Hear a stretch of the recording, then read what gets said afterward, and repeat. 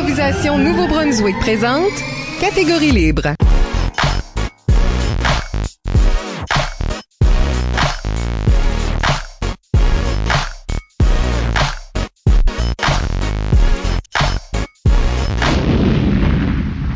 Bienvenue à Catégorie libre, l'émission qui vise à enregistrer des entretiens avec les improvisateurs et les improvisatrices du Nouveau-Brunswick pour faire un survol de leur carrière et de leur démarche artistique, mais aussi débattre les grandes questions qui entourent le jeu de l'improvisation. Au microphone, Isabelle Gauguin et à mes côtés, mon co-animateur, Michel Albert.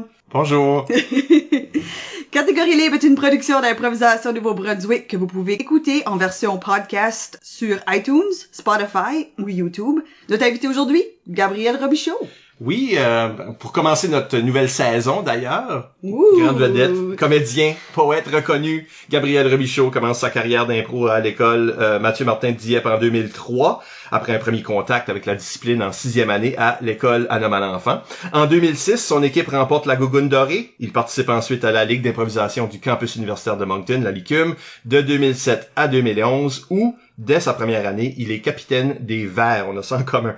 Pendant son séjour universitaire, il fera partie de son équipe étoile avec une finale à la cuisse sous sa ceinture, servira d'assistant entraîneur à l'équipe de Dieppe qui remportera la Gougoune de 2008, sera membre de la Ligue civile de Moncton, la CHIAC, et co-organisera la Coupe universitaire de 2010. Par la suite, il joue et arbitre à la Ligue d'improvisation Chaleur, souvent nommé le joueur le plus artistique de sa génération. Gabriel Robichaud, bienvenue à l'émission. Merci, bonjour. Merci d'être ici. On parlera avec Gabriel de sa carrière et sa démarche artistique d'abord, et dans la deuxième moitié de l'émission, la compétitivité. Et avant d'aller beaucoup plus loin, n'oubliez pas d'utiliser le hashtag ou mot-clic catégorie libre pour réagir à l'émission pendant que vous l'écoutez. Plusieurs d'entre vous ont déjà participé en nous suggérant des questions que nous utiliserons tout au long de l'émission. Gabriel Robichaud, comment t'as commencé à faire de l'impro, toi? 6e année dans la classe d'Adrienne Melançon. Chaque semaine, on avait à peu près un 30 minutes d'une des périodes de français qui était consacrée à faire de l'impro. Donc, c'est aussi la même année où j'ai fait du théâtre consciemment pour la première fois. Avant, c'était juste somnambule. Ben, avant, en fait, c'était un sketch en maternelle dans un comité contre le racisme. OK. Ah. Il y avait pas de personne racisée à mon école. Donc, mon premier rôle au théâtre, je pense que c'est la première fois que j'en parle publiquement. C'était un noir victime de racisme. Blackfaced, à 5 ans, étrange, ouais. Donc, tu sais, pour illustrer ça, parce qu'il y avait pas d'exemple présent, on a pigé mon nom au hasard, puis j'ai eu ce premier rôle. C'est un peu étrange, aujourd'hui, avec le recul, tu sais, surtout que c'était dans le but d'un comité contre le racisme. Oui. Mais bon. Ouais. C'est clair que les écoles n'étaient pas nécessairement rendues dans leur cheminement de... Non, ben on parle de 1995, là, donc on était ailleurs, ça n'excuse pas, ça explique, mais bon. Mais toi, t'étais un petit bout de Ouais, chou, ça avait 5 ans, j'ai découvert que ça existait et c'était donc ben épouvantable qu'une personne puisse être victime de discrimination parce qu'elle était racisée. Ceci dit, Oui. 6e année dans la classe d'Adrienne, c'est aussi là où j'ai fait du théâtre pour la première fois, mais elle, c'était important pour développer, elle croyait beaucoup dans l'exercice du jeu d'improvisation, puis on en faisait à peu près toutes les semaines. Donc, c'est vraiment là que j'ai touché pour la première fois à la scène et tout ça, puis j'aimais ça comme exercice de création, de tout ce que ça amenait. Je peux pas dire que j'étais tout à fait conscient du jeu, des punitions, des affaires. C'était quelque chose qui se développait au fur et à mesure, j'imagine. J'en ai fait un peu après ça. Mais quand je suis arrivé à Mathieu Martin en 9e année, ça a été vraiment là où j'ai vraiment commencé à le faire plus sérieusement. On était dans la période là d'à peu près 6-7 ans où Mathieu Martin et Roland Pépin se sont partagés les Gougounes dorées. Les 3 équipes finalistes durant ces années-là, c'était soit Mathieu Martin, soit ESN, soit Campbellton. Je suis arrivé en 9e année, Mathieu Martin avait gagné la Gougoune l'année précédente, John Boucher qui était coach, et ça a été, Isabelle d'ailleurs était là, on a joué dans les premières années, etc. J'ai dit que ça c'est une bonne description de ma carrière secondaire. J'étais là. Bon, ok, là, c'était pas du tout mon intention de partager ça vu que ça soit interprété comme ça, mais disons que ça a été... c'est juste vrai. C'est pas comme ça que je le percevais, mais si c'est comme ça que toi tu le perçois, tant mieux pour toi, je sais pas. Étant dans la plus vieille génération, vous avez tous les deux été remarqués. Mais, tu sais, là, Isabelle est pas devenue capitaine la première année qu'elle était à l'équipe. Non, mais il y a un contexte aussi qui a permis, qui a permis non, à ce podcast ici est juste me comparer à Gabriel Robichaud. C'est ça le sujet de la deuxième moitié. compétitivité. Ouais. C'est ça. Mais c'est ça, donc j'arrive en 9e année, j'ai la chance d'être tournoi d'exhibition à Saint-Léonard cette année-là. Puis je dis j'ai la chance parce que vraiment ça m'a permis de m'ouvrir sur qu'est-ce qui se faisait ailleurs dans la province et de me situer, de comprendre. Je veux dire, t'arrives en 9e année, moi il faut dire aussi j'ai sauté une année à l'école, fait que je suis comme un an plus jeune, fait que tu sais déjà là en 9e année, j'ai l'âge d'un 8e, fait qu'il y a beaucoup d'affaires qui sont nouvelles, etc. Je me souviens de monter là les vétérans, il y a Samuel Mitten, il y a Stéphane Madix-Albert, il y a Felipe Candela, Gisèle Suzard-Morin aussi, qui étaient quand même pour moi des joueurs très impressionnants à regarder, des gens plus vieux avec plus de maturité aussi. Je me souviens de certaines blagues qui ont été faites en montant, puis pour mes oreilles qui étaient pas mal vierges, j'étais comme mais en même temps, ça m'a permis de me construire petit à petit. Donc 9e année aussi, cette année-là, la Gougoune est à Moncton, si je ne m'abuse. Mathieu Martin se rend en finale, mais ne l'emporte pas. Mais ça m'a permis aussi de m'ouvrir, d'aller voir des choses et de commencer petit à petit à m'y intéresser de plus en plus. C'est les années aussi de la LIA, donc la Ligue d'improvisation acadienne, donc je deviens un spectateur, je deviens aussi un spectateur régulier à la Licume. Ça fait partie des privilèges pour moi d'avoir grandi à Moncton, Dieppe, c'est-à-dire d'être capable d'avoir ces perspectives-là aussi qui arrivent dans le jeu. 10e année, en 10e, j'ai aussi la chance d'aller à l'amicale. C'est pas l'exhibition, c'est l'amicale. Et je cherchais ce mot-là depuis longtemps. L'amicale à Edmundston. Encore là, je fais pas partie de l'équipe étoile, mais il faut dire, les vétérans sont quand même très, très forts et je suis pas de niveau. Puis en même temps, je continue mon apprentissage, puis c'est pas plus mal. Je suis les ateliers, la LIA, entre la 10e et la 11e année. Et là, entre la maturité, je pense, qui kick in au niveau de la vie, de l'improvisation que j'ai réussi à avoir, il y a des affaires qui débloquent, puis des possibilités qui arrivent, puis des vétérans qui graduent aussi, et tout à coup, je pense qu'il y a plus de place. Et en même temps, c'est la séparation Mathieu Martin Odyssée. Et je le nomme parce que pour moi, ça a eu vraiment un impact important aussi, je pense, sur la culture d'improvisation à Mathieu Martin. Moi, quand j'étais en 9e, 10e année, on avait le local, le C17, qui était le local des retenues, mais l'amphithéâtre était quand même petit, compact, fermé, pas extraordinaire, mais un local très efficace pour présenter de l'improvisation dans un contexte secondaire. Et il y avait tellement une popularité autour de l'improvisation, autour des 2000 étudiants, que le vendredi, avant les matchs, il y avait des gens qui couraient, réserver leur place au C17, avant d'aller chercher à commander, pour revenir puis s'assurer d'avoir une place, parce que ça avait du monde debout, en arrière ou assis en arrière. Dès la 11e année, comme il y a eu la construction du carrefour de l'Acadie, ils nous ont volé, entre guillemets, le C17, et tout à coup, on s'est retrouvé à faire de l'improvisation dans le petit carrefour, qui est une salle épouvantable au niveau du son. Francis Thériault est devenu coach de l'équipe étoile, et tu sais, ça a été comme de prendre cette espèce de relève-là de ces vétérans-là qui étaient partis, qui étaient là depuis plusieurs années, et de m'y impliquer plus sérieusement. Je me plaisais beaucoup à aller voir à la Licume, puis j'étais très impressionné par l'équipe des Verts, par leur façon de faire l'improvisation, puis leur façon de constamment surprendre. Également, le coaching de Francis, son regard sur l'improvisation très technique, a été quelque chose de vraiment marquant pour moi. Je dirais technique? Oui, comme coach, Francis prenait des improvisations. C'est un enseignant aussi, un pédagogue, mais dans sa façon de coacher, on prenait le temps après chaque match de décortiquer chacune des improvisations, de revenir sur qu'est-ce qui avait marché, qu'est-ce qui avait moins bien marché, qu'est-ce qu'on aurait pu améliorer, qu'est-ce qui aurait pu être construit de meilleure façon. Des fois même une punition qui a été accordée, est-ce que ça valait la peine, est-ce que ça valait pas la peine, pourquoi est-ce qu'on l'a eu, pourquoi est-ce qu'on l'a pas eu, etc. Si on l'a gagné, si on l'a perdu, pas dans le but nécessairement de chercher à gagner, mais dans le but de revenir sur les matchs et de constamment s'améliorer. Mais ce regard-là que Francis a eu, je pense, ça a été quand même très positif. C'est également l'année de la Gougoune dorée, la première à l'école Odyssée. On se ramasse en finale la fameuse année qui vous a laissé, il me semble, Michel, un peu en suspens, parce qu'on est arrivé à quand même à une égalité en prolongation. Prolongation! 48-48, 58-58. Je me souviens, il y a Pascal Savoie-Brideau, qui à l'époque était une vétérane de la Licume, donc tu sais, qui est devenue aujourd'hui une bonne amie, mais je pense que c'est ça, 58, puis elle fait sérieusement, là. Mais tu te 58. Ben là, moi je me dis non, moi comme sérieusement là, je me disais ça pourrait être 57, ça pourrait être 59. Non, c'était 58. Et là, je me souviens juste de Michel qui fait comme et tout à coup de me rendre compte qu'il n'y a pas forcément de thème derrière là, juste comme bon, t'inventes quelque chose. Ben non, mais c'est sûr. Oui, c'est des moments que aussi faut t'en donner au public. Oui, absolument. Oui.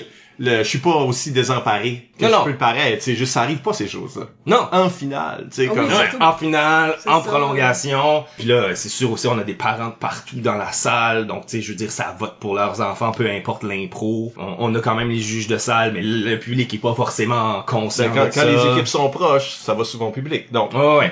Bon, c'était source de multiples anecdotes ou de taquineries par la suite, entre autres parce qu'on jouait contre Bathurst. Oui. C'est grisant, là. J'ai encore des vidéos que j'ai trouvées l'autre jour en faisant mon switch d'ordinateur que mes parents avaient pris de la Gogoune quand puis de gagner la Gogoune dorée, c'était la Coupe Stanley, là, tu sais, je veux dire, c'était gros. Puis pour moi, c'était comme une espèce d'étape aussi dans la demi-finale, ça avait été peut-être mon meilleur match. La finale, le banc avait été bien géré. Tout le monde en avait eu notre mot à dire, mais jouer au match des étoiles la veille avec la gang de la Licume que j'allais voir toutes les semaines, puis les vétérans, puis je pense qu'il y avait de ça aussi, tu sais, dans les tournois, les coachs qui avaient joué, qui racontaient les histoires passées, qui faisaient que tu croisais des gens que tu avais l'impression de connaître ou de connaître une partie d'eux dans les histoires qui t'étaient racontées, alors que finalement, ce n'était que des histoires qui étaient des points de vue de personnes qui décidaient de raconter des Michel Edoux à la Cuit, des Samuel Chiasson,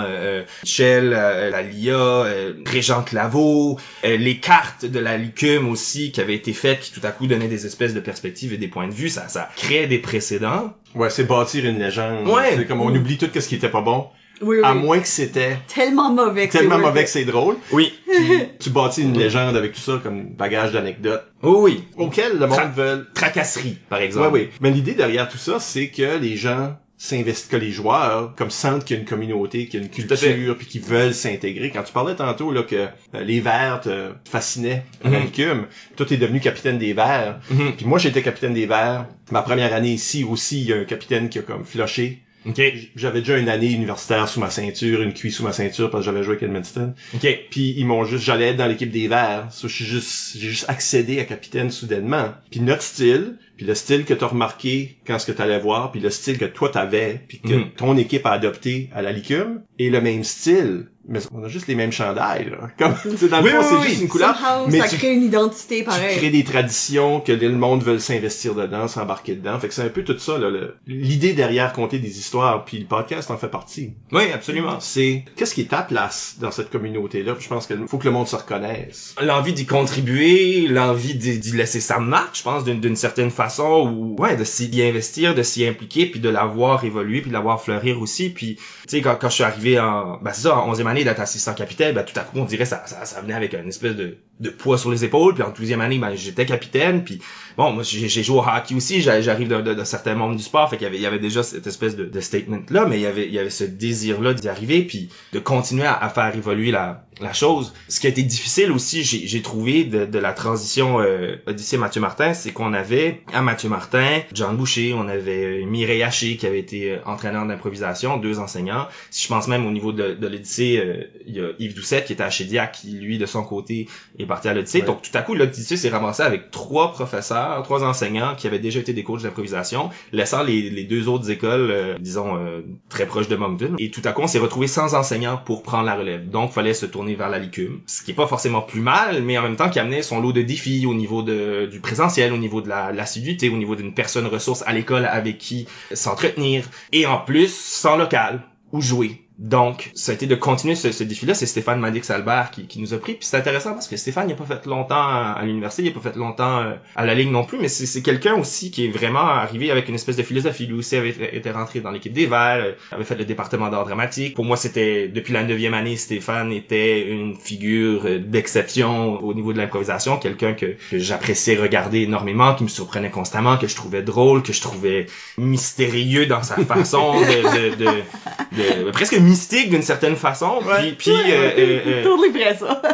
qui est arrivé avec cette espèce d'empreinte là aussi qui a nourri l'équipe durant la saison. Je sais pas, tu sais, tout à coup je faisais partie de ces vétérans là que je regardais v'là 4 ans. Puis tu que t'avais une responsabilité quand t'étais dans les plus vieux de l'équipe à être cette figure-là pour les plus jeunes? Oui, d'une certaine façon. Puis j'ai toujours, je pense, voulu être un joueur sur lequel on pouvait compter. Tu sais, une espèce de all around. J'étais pas nécessairement le meilleur dans quoi que ce soit, mais je voulais être capable de... Je pouvais rentrer sur une rimée, mais je pouvais rentrer sur une sans parole, je pouvais rentrer sur une sans son. J'avais pas peur d'une catégorie. Je pouvais rentrer sur une chantée, je pouvais rentrer sur une à la manière de... Je pouvais rentrer sur une impro pas de caucus, faire comme, OK, je vais y aller. Je pense que j'avais envie de ça aussi parce que... je pense que c'est important pour moi d'explorer chacune des ramifications du jeu. Puis aussi, c'était important pour moi de pas me sentir handicapé par n'importe quel aspect du jeu. De me dire, OK, ben, si on est mal pris, je serai là. Puis en même temps, pas non plus être là et prendre la place d'un autre. L'équilibre a pas toujours nécessairement été facile à trouver, ben, c'était là. Puis oui, ben, d'une certaine façon, oui, prendre une certaine responsabilité, mais en même temps, pas forcément le grand frère qui... Bon, en tout cas, j'ai pas le souvenir de ça. Peut-être que c'était là. C'est pas quelque chose qui m'a marqué. Tu dis le grand frère, mais comme tes deux plus jeunes frères ont aussi joué de l'improvisation, donc c'est littéralement vrai. Oui, mais c'est intéressant aussi parce que on avait 2 ans entre chaque, puis Jean-Michel a quand même juste joué de l'improvisation, je pense quand il était en 11e ou 12e année. Moi, j'étais déjà parti. Ouais. Marc-André, à ce moment-là, j'étais rendu coach, mais on n'a pas fait d'improvisation ensemble. Je les ai regardés jouer, je les ai vus jouer, on en a jasé. J'ai été assistant entraîneur pour Marc-André à sa première année à Mathieu Martin, mais c'est pas quelque chose qu'on a fait nécessairement ensemble. C'est sûr que du moment où est-ce que j'étais coach, j'étais en première année d'université, là, ben, tout à coup, le rapport a changé. J'étais assistant entraîneur, David Lausier était coach, puis on se complétait quand même très très bien. David et moi, on étudiait ensemble à l'université de Moncton en art dramatique. David faisait pas d'impro à ce moment-là dans la ligue, mais bon, on suivait des cours. Puis David, c'est une machine à idées, machine à punch et quelqu'un qui est vraiment capable de trouver toutes sortes de situations. Le mot farfelu me vient, mais des situations qui surprennent en fait. De mon côté, j'étais beaucoup plus dans l'écriture, les personnages, la mise en scène et l'amalgame de ça, j'ai l'impression, devenait intéressant parce que je renais beaucoup les pratiques au niveau de la construction de comment prendre une improvisation puis l'amener plus loin. David, lui, était sur le banc pendant les matchs, donc tout à coup, je m'occupais du squelette, puis David, il donnait la viande, puis tout à coup, ben, comme le squelette était solide, la viande pouvait juste se déployer. Puis de voir cette gang-là, qui, dans le fond, comme moi j'avais sauté une année, il y avait 6 12e année, puis 2 9e, 6 personnes qui étaient des amis avec qui j'avais fait du théâtre quand j'étais au secondaire, c'était des bons chums, mais j'étais dans un espèce de rôle d'autorité. J'étais quand même plus vieux, je suis né le 18 janvier, mais quand même, au-delà de ça, je veux dire, on n'avait pas vraiment une grande différence d'âge, mais tu sais, ça a été vraiment une espèce de progression d'année très professionnelle. Après ça, on s'est mis à fêter ensemble après de nouveau, mais pendant cette année-là, ça a vraiment été comme, je me suis permis cette distance-là. Ça, c'est le moyen que t'as trouvé que c'était le plus efficace de vraiment garder cette division-là pour pas que ça... Ben, je voulais pas que ça crée de conflit. Je dis pas qu'il y a pas de conflit qui a été créé. Il y avait quelqu'un qui sortait avec un de mes amis, puis tout à coup, ça breakait up. Ben, je veux dire, tu sais, le personnel finissait par rentrer pareil. Ceci dit, j'étais coach. De voir ces gens-là évoluer, de voir ces gens-là construire et de voir les improvisations qu'ils ont faites à la Gougoune Dorée cette année-là, c'était quelque chose de vraiment super. Même, à un moment donné, Michel, je me souviens, tu m'avais croisé dans les corridors à l'université, puis tu m'avais dit, je les ai vus jouer, puis je sens ton empreinte, puis je trouve ça super. Puis moi, ça m'avait beaucoup touché. Premièrement, que tu prennes le temps de me dire ça, parce que c'était pas le genre que j'ai connu qui donne des compliments gratuitement. Et Ben, pas gratuit, non. Non. Librement. Oui, librement, mais c'est pas... chaque... Librement. Mais, oui, non. Ouais. Si je dis quelque chose, c'est parce que je le pense vraiment. Oui, c'est ça. Fait que, tu sais, je veux dire ça, je savais que t'avais pas fait comme, c'est Gabriel, je vais lui faire plaisir, je vais aller le voir puis le dire. Non, j'ai vu quelque chose. Mon réflexe, c'est pas de te faire plaisir. Non, c'est ça. Puis ben la même année, moi j'arrive à la Licume, puis c'est ça, tu sais, moi ça fait 2-3 ans que je vais voir la Licume de plus en plus, et j'arrive et j'ai l'impression que je vais me replonger dans un processus un peu comme à Mathieu Martin où les 2 premières années, il y a une gang de vétérans qui sont là, puis je suis plus dans un rôle d'observateur, etc. Moi j'arrive à la Licume, j'ai 17 ans. Mais là cette année-là, il y a Marc Doiron qui a joué l'année. C'est Marc Doiron, Isabelle Gauguin sont les seuls vétérans universitaires. Puis moi j'arbitre. Oui, non, mais c'est ça. Puis ben t'as Pascal Savoie-Brideau puis Frédéric Melançon qui ont joué auparavant, mais ça fait plus qu'une année qu'ils sont pas là. Oui, ben eux. Ouais, ils ont revenu. Ouais, c'est ça. Ils avaient fait une année, 2-3 ans auparavant, ils avaient arrêté, puis là ils reviennent. Fait que moi quand on m'arrive puis qu'on me dit tu vas être capitaine de l'équipe des Verts, j'ai 17 ans, je me dis, voyons, je peux pas être capitaine à 17 ans. Mais t'étais capitaine à l'école. Oui, j'étais capitaine à l'école, mais je peux pas, dans ma tête, je peux pas être capitaine. Je veux dire, je passe de l'équipe que j'admire le plus, tout à coup, j'en deviens capitaine dans l'espace d'un an. J'ai 17 ans, puis pour moi, c'est important de le dire, tu sais, je veux dire, j'arrive à l'université, sobre, là. Il y a bien des choses que j'ai pas vécues dans ma vie, ça va prendre un an. Mais en même temps, tu fais comme, ok, ben, je vais pas dire non plus. Tout à coup, on s'empare de ça, et je retrouve aussi plusieurs des meilleurs joueurs d'improvisation avec qui j'ai eu la chance de jouer au secondaire, avec qui je suis devenu ami. Ce qui est intéressant aussi, c'est que c'est une ligue à reconstruire à partir de ce qu'on veut ou peut en faire à peu près. Parce qu'il y a peu de gens qui sont là pour nous paver la voie ou pour nous s'assurer qu'on marche sur leurs pas. On a toutes les histoires, on a toutes ces affaires-là, mais cette année-là, en fait, on est toutes petits, on est tous nouveaux, on est à peu près tous à notre première année ou presque, et on construit ensemble. Puis ben c'est l'année où on part en finale de la QI. Pas déjà ta première année. En prolongation. Malheureusement pas 58-58. et avec l'équipe de Sherbrooke, dont le capitaine Maxime Gervais est aujourd'hui humoriste. J'ai recroisé par la suite, puis qu'on a pu reparler de ce moment-là, la Coupe universitaire d'improvisation où il était finaliste. Ben, enfin, où il avait gagné. Oui, parce que on a Pascal Savobrido, ta bonne amie ici, oui, là, qui nous rappelle que tu étais joueur dans l'équipe étoile qui a perdu la QI en prolongation en finale. Elle te demande comment tu as vécu l'expérience. Mais c'est ta première QI. Écoute, ça a été surréel. C'est peut-être je te dirais ma première et ma dernière année à l'université ont probablement donné place aux meilleures improvisations que j'ai faites, et j'ai l'impression qu'on était dans une espèce de moment de grâce aussi. Avec Étienne qui coachait, je pense, pour la première fois, on a vraiment fait un espèce de parcours, on est retourné aux bases, les pratiques, tout le monde a choisi de la manière de, puis comme on en était à notre première Q, on était tous super impressionnés aussi par qu'est-ce qui s'en venait, toutes ces histoires-là, les échos qu'on avait, puis on allait être porteurs de ça. Donc pour nous, il y avait quelque chose de très très important, puis on s'était construit vraiment un univers. Les improvisations comparées qu'on faisait là-bas, tout le monde à peu près connaissait sa place. Je me rappelle d'une improvisation, de rentrer dans l'impro puis de me dire je vais faire ça, puis là tout à coup je constate qu'un joueur est rentré dans l'impro faire ce que j'allais faire, puis penser qu'est-ce que je vais faire, puis là tout à coup faire non mais c'est pas grave, l'improvisation a besoin de ça au lieu. Puis tu sais de dire l'improvisation a besoin de ça, d'être dans cet état-là, c'est pas grave, là. Tu sais, c'est juste comme tac, tac. Tout à coup, je me suis mis à faire des sons, des affaires. Avec Pascal, on avait fait une improvisation aussi à un moment donné où on switchait dans les différentes époques avec la Grèce antique versus le présent. Puis, je veux dire, on était deux, là. Comme chaque fois qu'on switchait, on savait qu'on switchait. D'arriver à cette force-là, cet échange-là, peu importe les situations. Puis je me souviens que dans le retour sur la QI, on l'avait souligné à quel point Moncton, on était fort en comparé. Je pense que ça a été grisant. Puis Stéphane Albert nous avait dit, c'est le fun de gagner en impro, particulièrement dans un tournoi, parce que plus tu gagnes, plus tu te rends loin, puis plus tu joues de match. Puis là, tant qu'à arriver au dernier match, autant gagner, parce que, je veux dire, tu sais, tant qu'à être là, autant le faire. J'ai gagné ma première QI d'une certaine façon, parce que je suis arrivé là, puis j'ai joué les meilleures improvisations de ma vie, puis je me suis rendu en prolongation, en finale. Que j'ai le trophée ou j'ai pas le trophée, c'est un boni, mais... C'est pas ça l'accomplissement, là. Surtout une équipe qui est pas supposée bien faire. Non, mais non, on est de jeunes comme ça. On est des recrues, là. Je veux dire, il y a personne qu'on connaît. Nous autres, et on arrive avec cette naïveté-là. Je veux dire, Marc Doiron qui a joué un tournoi de feu, on n'était pas intimidant, mais on n'était pas intimidé non plus. Puis peut-être, je pense qu'au début on l'était, mais que petit à petit s'est construit cette confiance-là qui disait, ben, on peut le faire, en fait. On peut le faire et on s'est donné les outils pour le faire. L'année d'après, à Montréal, cette année-là, j'étais capitaine, mais je pense pas qu'on a réussi nécessairement à retrouver ça. On n'a pas continué de développer cet univers-là, puis j'ai l'impression aussi qu'il y a certaines personnes qui se sont peut-être assis dessus. Puis c'est correct, puis je veux dire, c'est en même temps de vouloir reproduire à tout prix qu'est-ce qui est arrivé, c'est pas possible. Non. Souvent, les étoiles alignent, c'est né de le fait qu'il y a une incertitude. Il y a tellement de variables. C'est pas juste les joueurs, c'est... Non, ben oui, parce que je veux dire, c'est les joueurs, c'est les spectateurs, c'est qui est là, qui entend, les équipes comment que t'as donné à jouer avec. Ben, c'est ça, comment de route t'as fait.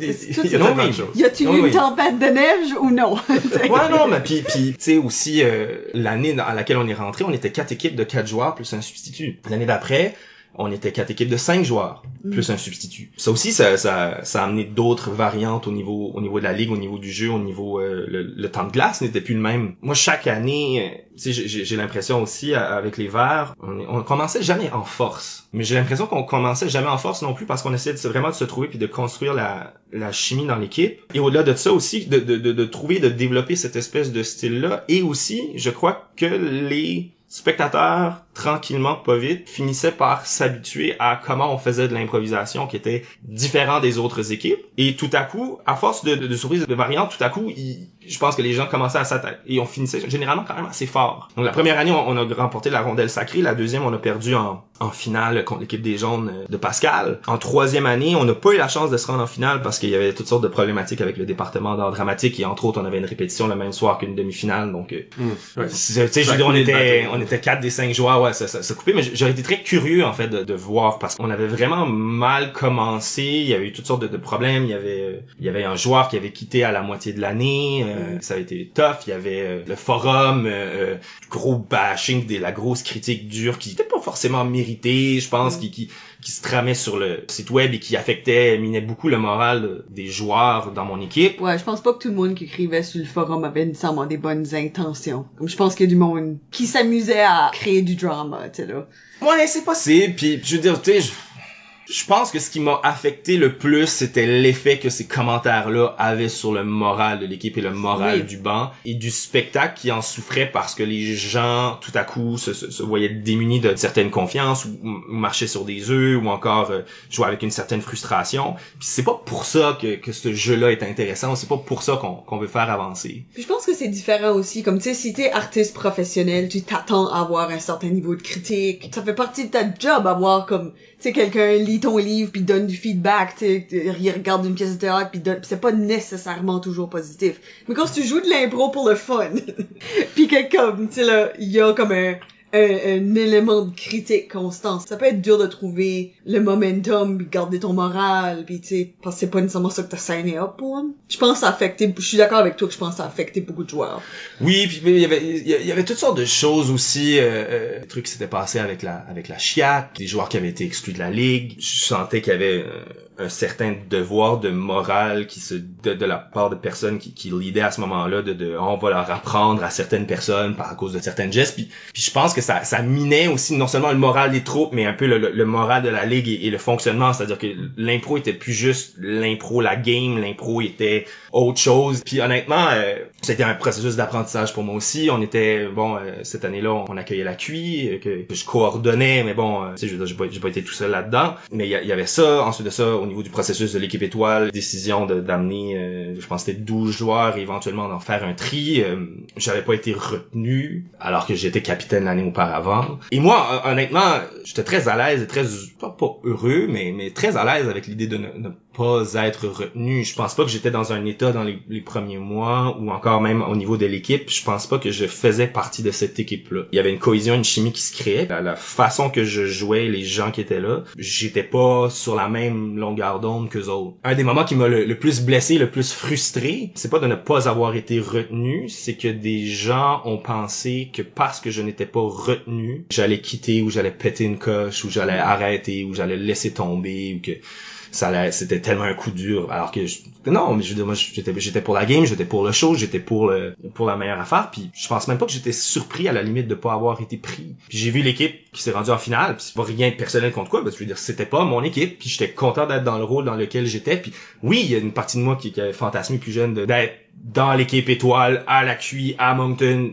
mais j'ai pas de regret nécessairement par rapport à ça, puis je pense que ça m'a beaucoup plus amené de ne pas être là que d'y être, puis que j'ai préféré ne pas être là que d'y être. Ça m'a aussi amené quand on est arrivé au deuxième semestre, après la première session plus difficile, les défaites, les commentaires, le joueur qui quitte, tout ça, de dire à mon équipe, je dis, mais on oublie la première session, et on oublie toute la dimension de la game à ce moment-là, on joue pas pour gagner, mais on joue chacune des impros pour les gagner. Pas de trou de chuter l'autre équipe, là. Pas crasher une impro pour la gagner. Non. Rentrer dans l'arène en disant à l'autre, bats-moi. Pis si nous battent, c'est super, parce que le show l'emporte. Mais il va falloir qu'ils travaillent en tabarouette pour nous battre. Mais je suis arrivé avec ça, cette proposition-là à l'équipe des Verts, puis la deuxième session était vraiment à l'antipode de la première, puis on a vraiment retrouvé, je pense, un plaisir dans le jeu, puis on saura jamais qu'est-ce qui aurait pu arriver à la fin de la saison parce que à cause de la réalité du département d'art dramatique, je pense qu'on était 4 des 5 joueurs qui l'étaient, Stéphane Bénard, David Lausier, Agathe Marie puis moi. On n'a pas pu se rendre. Mais en même temps, j'ai l'impression qu'on aurait pu finir la saison en force et peut-être aller chercher une autre rondelle sacrée. On sait pas. Puis finalement, la quatrième année, la dernière année, la première année c'est l'année de la découverte, mais la dernière année c'était avec l'équipe des Verts, mon année du gros fun. Ouais, il me semble que vous étiez très expérimental, mais écoute, j'en revenais novateur, c'est ça. J'en revenais pas du banc de joueurs que j'avais. C'est-à-dire que Pascal Savoie-Brideau était mon assistant. Ça avait été quelque chose aussi parce que ça faisait 3 ans que je jouais avec Agathe Agathe Marie. Agathe faisait pas partie de l'équipe pour la première fois. David Saint-Pierre aussi, c'était la même chose. Mais il y avait David Lausier, Mathieu Godin, Pascal, et il y avait Bianca Richard, qui était substitut. Cette année-là aussi, ça a été un peu plus difficile au début, parce que est arrivé plusieurs nouveaux capitaines, parce qu'il y avait plusieurs vétérans qui étaient plus là. Et avec cette idée-là on était retourné à 4 joueurs par banc. Et il y avait des capitaines qui étaient arrivés avec la mentalité on va avoir 2 joueurs permanents et 3 joueurs avec lesquels on va faire une rotation. Ce qui faisait que tu avais des vétérans de 4 années qui se retrouvaient en rotation en même titre qu'un joueur de première année qui arrivait.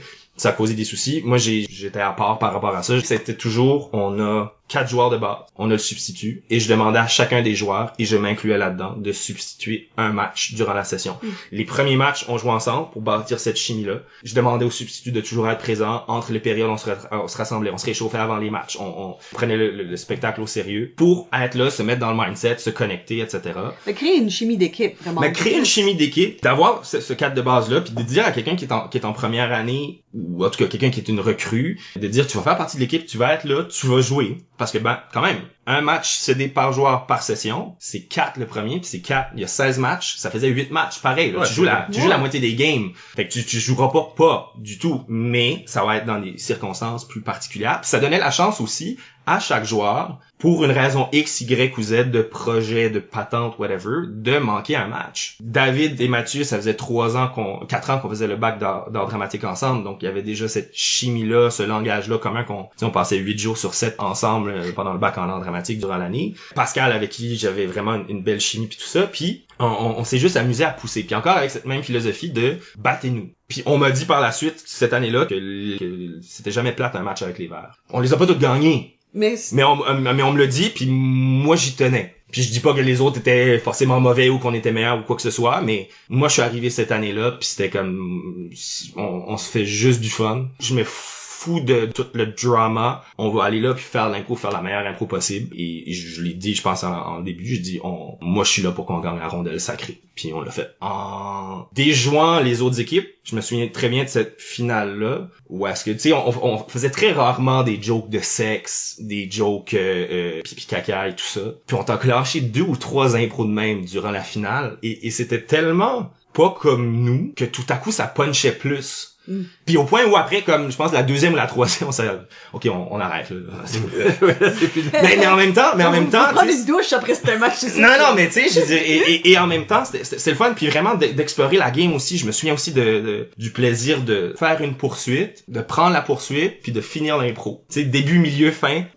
Débrouillez-vous, l'histoire est finie, faites ce que vous voulez, c'est ça la poursuite, mais de vraiment essayer de jouer dans la game. Je me souviens aussi d'une improvisation, une autre poursuite où est-ce qu'on joue contre l'équipe des Jaunes, Donjons et Dragons, dans une maison, puis là, juste avant que l'impro finisse, t'as Ludger Beaulieu qui dit « Oh non, la maison est en feu! » Puis il se vire de moi, puis il me dit « Fuck you! » Je sais que je suis pas censé sacrer, mais je cite un moment, et là, j'ai fait comme « Ah ouais? » Et là, de rentrer dans la poursuite, après cette impro-là, puis de faire « Ah non, la maison est en feu », et moi de prendre la place de Ludger, la maison est en feu, puis il y a personne qui sort avant qu'on finisse la game. Okay. Et tout à coup, de reprendre là où l'impro avait été laissé, puis de dire « Ok, ben, tu veux finir l'histoire, ben voici comment on va la poursuivre. » Et toujours de rechercher ça. Je me souviens aussi, il y avait une espèce d'impro dada, de me ramasser en bobette en plein milieu d'une improvisation. J'avais enlevé mon chandail, quelqu'un qui avait dit strip, j'avais dit ok. Pas pour être gratuit, mais juste me dire je suis dans un impro dada, je pourrais, tu sais, il y a pas une nudité là,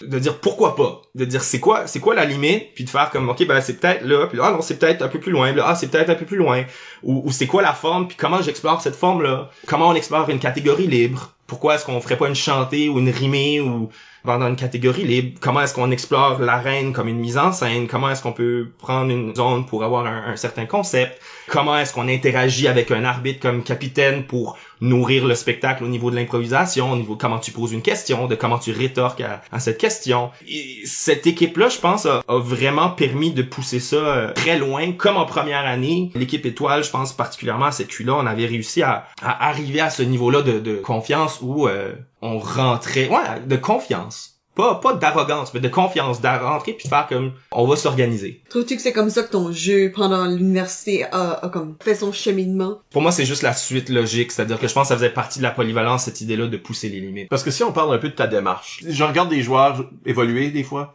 puis il y a des joueurs qui s'établissent une certaine spécialité, qui sont contents avec ça, puis qui exploitent leur personnage de scène.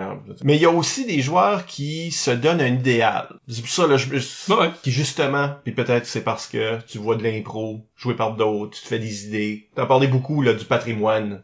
D'improvisation au Néo-Brunswickois ou du Sud-Est. Ça fait le joueur peut-être avoir un idéal qu'il veut viser. Est-ce que ça, c'est un peu un moteur de ta démarche? Puis, à quelque part, est-ce que parfois, j'ai senti ça là parfois, que peut-être t'avais un agenda, quelque chose à prouver que l'impro pouvait être ça. Prouver que l'impro, c'était une telle sorte d'impro. Parce que ton style de jeu était aussi ancré dans le culturel, l'histoire avec un grand H. Parce que ma follow-up question, c'est pourquoi toutes les impros en France pendant comme mousquetaire? Il y a beaucoup d'impros, soit Révolution française ou... Révolution française!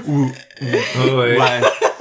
Dumas pis Hugo, là, tu sais. Ouais. C'est sûr que c'est l'auteur de toutes tes Non, mais comme c'est un peu ça ma question, là. C'est que pas beaucoup de joueurs qui jouent, surtout dans cette génération-là, peut-être, je sais pas, mais en général, il y a pas beaucoup de joueurs que c'est ça, là. C'est littéraire, on dirait, comme approche. Ouais. Qui peut-être informe ton puis évidemment, parcours. t'es devenu auteur plus tard, là. Mais ça, je me demande, est-ce qu'il y avait un élément de, comme un idéal, non seulement de sorte de joueur, mais un idéal de qu'est-ce que le match d'impro peut être, et n'était pas nécessairement toujours, et c'est ça pousser les limites, c'est dire la limite qui est là, elle a été imposée par la tradition, par les autres joueurs, par l'environnement. Ce mur-là, moi je dis, je mets une échelle puis je le grimpe. Je dis que ce mur-là est illusoire, puis je veux. Je pense, il y a comme un mélange un peu de tout ce que, je sais pas à quel point j'avais un agenda conscient ou cette volonté-là d'imposer aux autres ou à quelque chose, mais certainement une curiosité. Puis c'est vrai que j'ai beaucoup parlé de l'improvisation dans le Sud-Est et tout ça, mais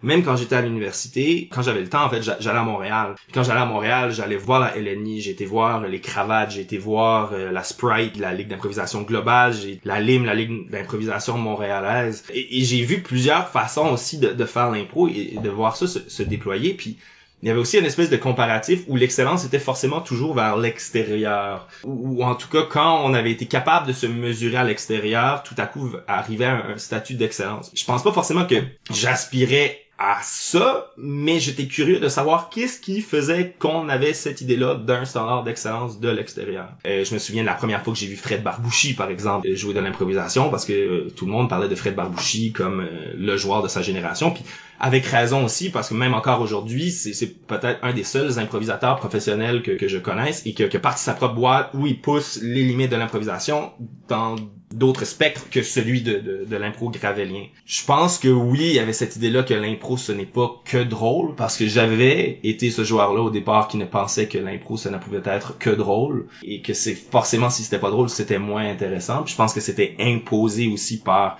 le mondial d'improvisation juste pour rire, qui, de l'aveu de certains joueurs de la LNI avec qui j'avais parlé par la suite, disait on fait des super bonnes impros dramatiques, mais elles sont coupées au montage parce que ça punch pas assez. C'est juste pour rire. Oui, c'est juste pas juste pour être intéressant. Ouais, c'est ça.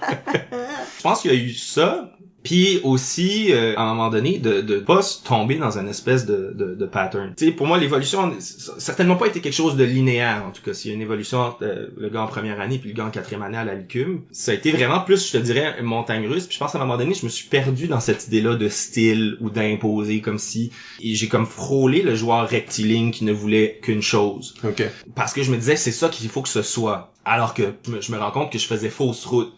Pour moi, c'est pas ça qu'il faut que ce soit. Au contraire, faut que ça soit pluriel. Ou en tout cas, c'est là où j'en suis dans ma réflexion, même si j'ai pas vraiment fait d'impro depuis des années.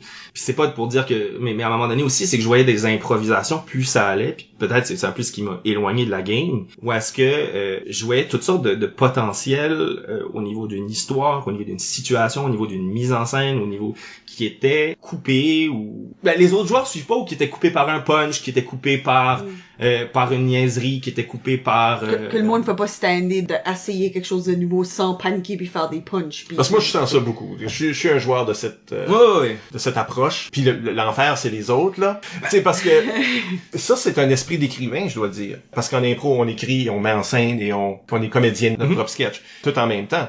Mais en étant écrivain, peut-être qu'on voit plus loin, peut-être qu'on est en train de composer. Puis là, les autres joueurs peuvent être des spoilers, là. Amener d'autres choses, parce que t'es pas en train d'écrire tout seul. L'erreur, c'est de croire que t'es en train d'écrire tout seul. Mais parce que t'as peut-être une plus longue vue, je parle un peu de moi-même, dans le fond, parce que t'as plus une longue vue de qu'est-ce qui peut arriver, tout en gardant ça potentiel. Quand quelqu'un arrive avec un moment qui déroge de ce que tu essaies de faire, de ce que tu as déjà établi. Il y a un manque d'écoute de la part du joueur, c'est plus dérangeant. Parce que pour toi, ça vient de fermer plein de portes, parce que c'est un caca que t'aurais au montage enlevé, changé. Ben, ça peut être décevant quand tu vois qu'il y a 6 options, puis là, la personne au côté de toi a choisi un. La pire option. Puis c'est comme, pourquoi ça, c'est l'option que t'as choisie? Il y en avait un autre 5 qui était vastement meilleur que cette moi, je sens que là. l'esprit d'écrivain peut causer des moments où t'es à l'extérieur de toi-même, là, où t'es en train de regarder la composition de l'extérieur, et si tu laisses ça te déranger. Ben, comme joueur, mais même comme spectateur, je dirais. Ah oui. En fait, beaucoup, puis même, je dirais beaucoup comme spectateur, ça m'a agacé. Ça m'agace encore, ben. Oui, non, ben, ça m'agace encore aussi, tu sais, je suis, mettons la ligne où j'étais allé, puis j'avais vu des joueurs, puis j'avais vu une espèce de construction extraordinaire des impros comme j'en avais rarement vu, puis c'était génial aussi parce que c'était pas des 2 minutes, 3 minutes, c'était courte, moyenne, longue au niveau des improvisations. Il y avait des contraintes qui étaient rajoutées, mais des contraintes plus théâtrales avec un décor par exemple. La ligue d'improvisation montréalaise. Tu sais, ça avait permis de voir toutes sortes de choses et j'y suis retourné des années après et on était dans une impro de punch, cabotinage. Il y avait plus d'histoire, c'était une course au punch et à un moment donné, je trouvais que ça s'épuisait en fait. Puis combien d'impros aussi que j'ai vu qui durent 3 minutes, mais que le gros punch arrive avec 2 minutes, puis tu t'emmerdes pendant 1 minute, puis là la personne qui fait le gros punch qui a tué l'impro à 2 minutes l'emporte parce que ça a été la personne la plus drôle. Sauf que sa drôlerie a tué le reste. Et ça a été des frustrations, puis je pense que ça a été d'essayer de m'éloigner de ça. Et en même temps, je dis ça, puis c'est à nous, comme joueurs présents dans l'arène, à prendre la curveball, puis à la frapper. Puis c'est sûr que quand t'arrive une curveball que t'es pas heureux d'avoir et que t'es capable de la fesser, puis de l'amener plus loin, puis de l'imposer, je pense que ça fait encore plus la force d'une improvisation, d'un improvisateur. Et comme joueur sur l'arène, c'est jouissif. Je me faisais un devoir comme improvisateur aussi d'essayer de respecter les règles du jeu. De pas forcément aller chercher le cabotinage, de pas décrocher, de ne pas faire de rudesse, de vraiment essayer de prendre ce cadre-là et de jouer dedans. Puis je prenais un grand plaisir puis un grand bonheur à le faire. La lecture du manuel d'impro de Robert Gravel en première année, que j'avais pas fait encore, ça a été vraiment une révélation sur le génie de ce jeu-là et le fait aussi que cet homme-là tentait d'imposer ces statuts-là, ce carré de sable-là, comme les règles du jeu et de ne pas en déroger autant que possible. Et après son décès, ça a été moins facile de l'imposer et on a cherché à le diversifier. C'était déjà en marche avant même son décès parce que c'est possible. Je l'ai rencontré en 94, où il essayait, eux autres, la LNI avait vu qu'il y avait une déstandardisation importante dans le milieu universitaire, civil, etc. Puis ils voulaient amener tout ça sur un même égide de la LNI, puis dire, regarde, on va même vous donner des ressources. Ça allait juste marcher pour le Québec, là, mais il y a juste les équipes hors Québec qui étaient intéressées à cette standardisation parce qu'on arrivait à des coupes universitaires. Pour la première fois, cette année-là, il y avait comme 32 catégories que personne connaissait, puis qui étaient pas nécessairement toutes valides, je dois dire. Mais le Québec était, ou en tout cas les équipes universitaires québécoises étaient contre. C'est pas sa disparition qui a causé ça, je pense que c'était déjà... Oui, puis en même temps, un jeu comme ça doit évoluer, puis tout ça, puis tu sais, je veux dire, on est dans l'improvisation, là, on part de rien et on construit quelque chose à partir de certaines contraintes, mais pourquoi ne pas changer une contrainte? Après, c'est sûr que tu voyais certaines catégories, puis tu te dis, c'est un concept de libre, en fait. C'est un caucus, là, tu m'as donné un caucus. C'est un jeu. Puis c'est souvent un jeu à punch. Puis c'est correct aussi. Tu sais, puis je dirais, en plus aussi, il y avait les impromptus qui étaient là aussi pendant que j'étais à l'université et qui proposaient d'autres formes, d'autres explorations. Fait qu'il y avait cette idée-là aussi de voir comment cette forme-là pouvait évoluer et comment ne pas nécessairement toujours s'asseoir sur un standard ou ce à quoi on peut s'attendre. Oui, on joue pour un public, mais je pense que c'est prendre un public pour un cave que de dire que de présumer qu'un public veut quelque chose. De dire le public veut ça, donc c'est ce que je vais lui offrir. Je pense que c'est faire fausse route. Je pense au contraire de dire proposons et voyons s'ils suivent ou pas. Puis c'est pas parce que t'échoues une fois que sais, quand t'es face à une nouveauté, ben de la musique que j'écoute pour la première fois, puis je fais arc. Ou un livre que je commence à lire pour la première fois, puis tu sais, On the Road de Jack Kerouac, beaucoup de gens qui parlaient de mon recueil Acadie Road disaient, tu sais, c'est sûrement inspiré de Jack Kerouac, On the Road. J'avais même pas lu On the Road quand j'ai écrit ça. Je l'ai lu par après. En fait, On the Road est un des livres que j'ai commencé le plus souvent et déposé le plus souvent. Je pense que c'est comme la 7e fois que je l'ai commencé, que je l'ai fini, puis que j'ai vraiment aimé ça, là. C'est pas, tu peux faire une improvisation, puis le monde va peut-être pas la comprendre ou pas y embarquer, mais tu réessayes à un moment donné, ou tu réessayes différemment, puis peut-être que toi t'es pas bon, ou peut-être que c'est pas le temps, ou, tu sais, il y a tellement de choses qui fait qu'une impro est bonne ou pas bonne, dans le moment que tu l'as fait. Puis t'as pas besoin de gagner une impro pour qu'elle soit bonne. Je pense qu'il y a des impros que j'ai perdues qui étaient excellentes, peut-être même meilleures que l'impro qui gagnait. Ça, c'est mon point de vue. Mais au sens que c'est pas parce que tu gagnes l'impro que c'est un succès, puis c'est pas parce que tu la perds que c'est un échec. Au final, c'est qu'est-ce qui reste du spectacle qui est là, puis qu'est-ce qui a permis d'évoluer ou de diversifier ce qui se présentait. Donc oui, j'imagine qu'il y a une partie de moi qui souhaitait que cette mentalité-là ait sa place, ou trouve sa place, ou se déploie. Je pense que ça venait aussi avec du risque. Et aussi avec un désir d'aller là où on m'attendait pas.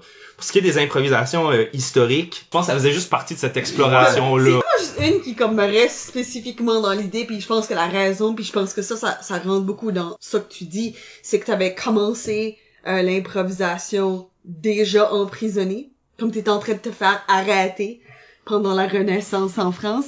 La Révolution française, excuse-moi. Oui. Qui est quand même pendant la Renaissance.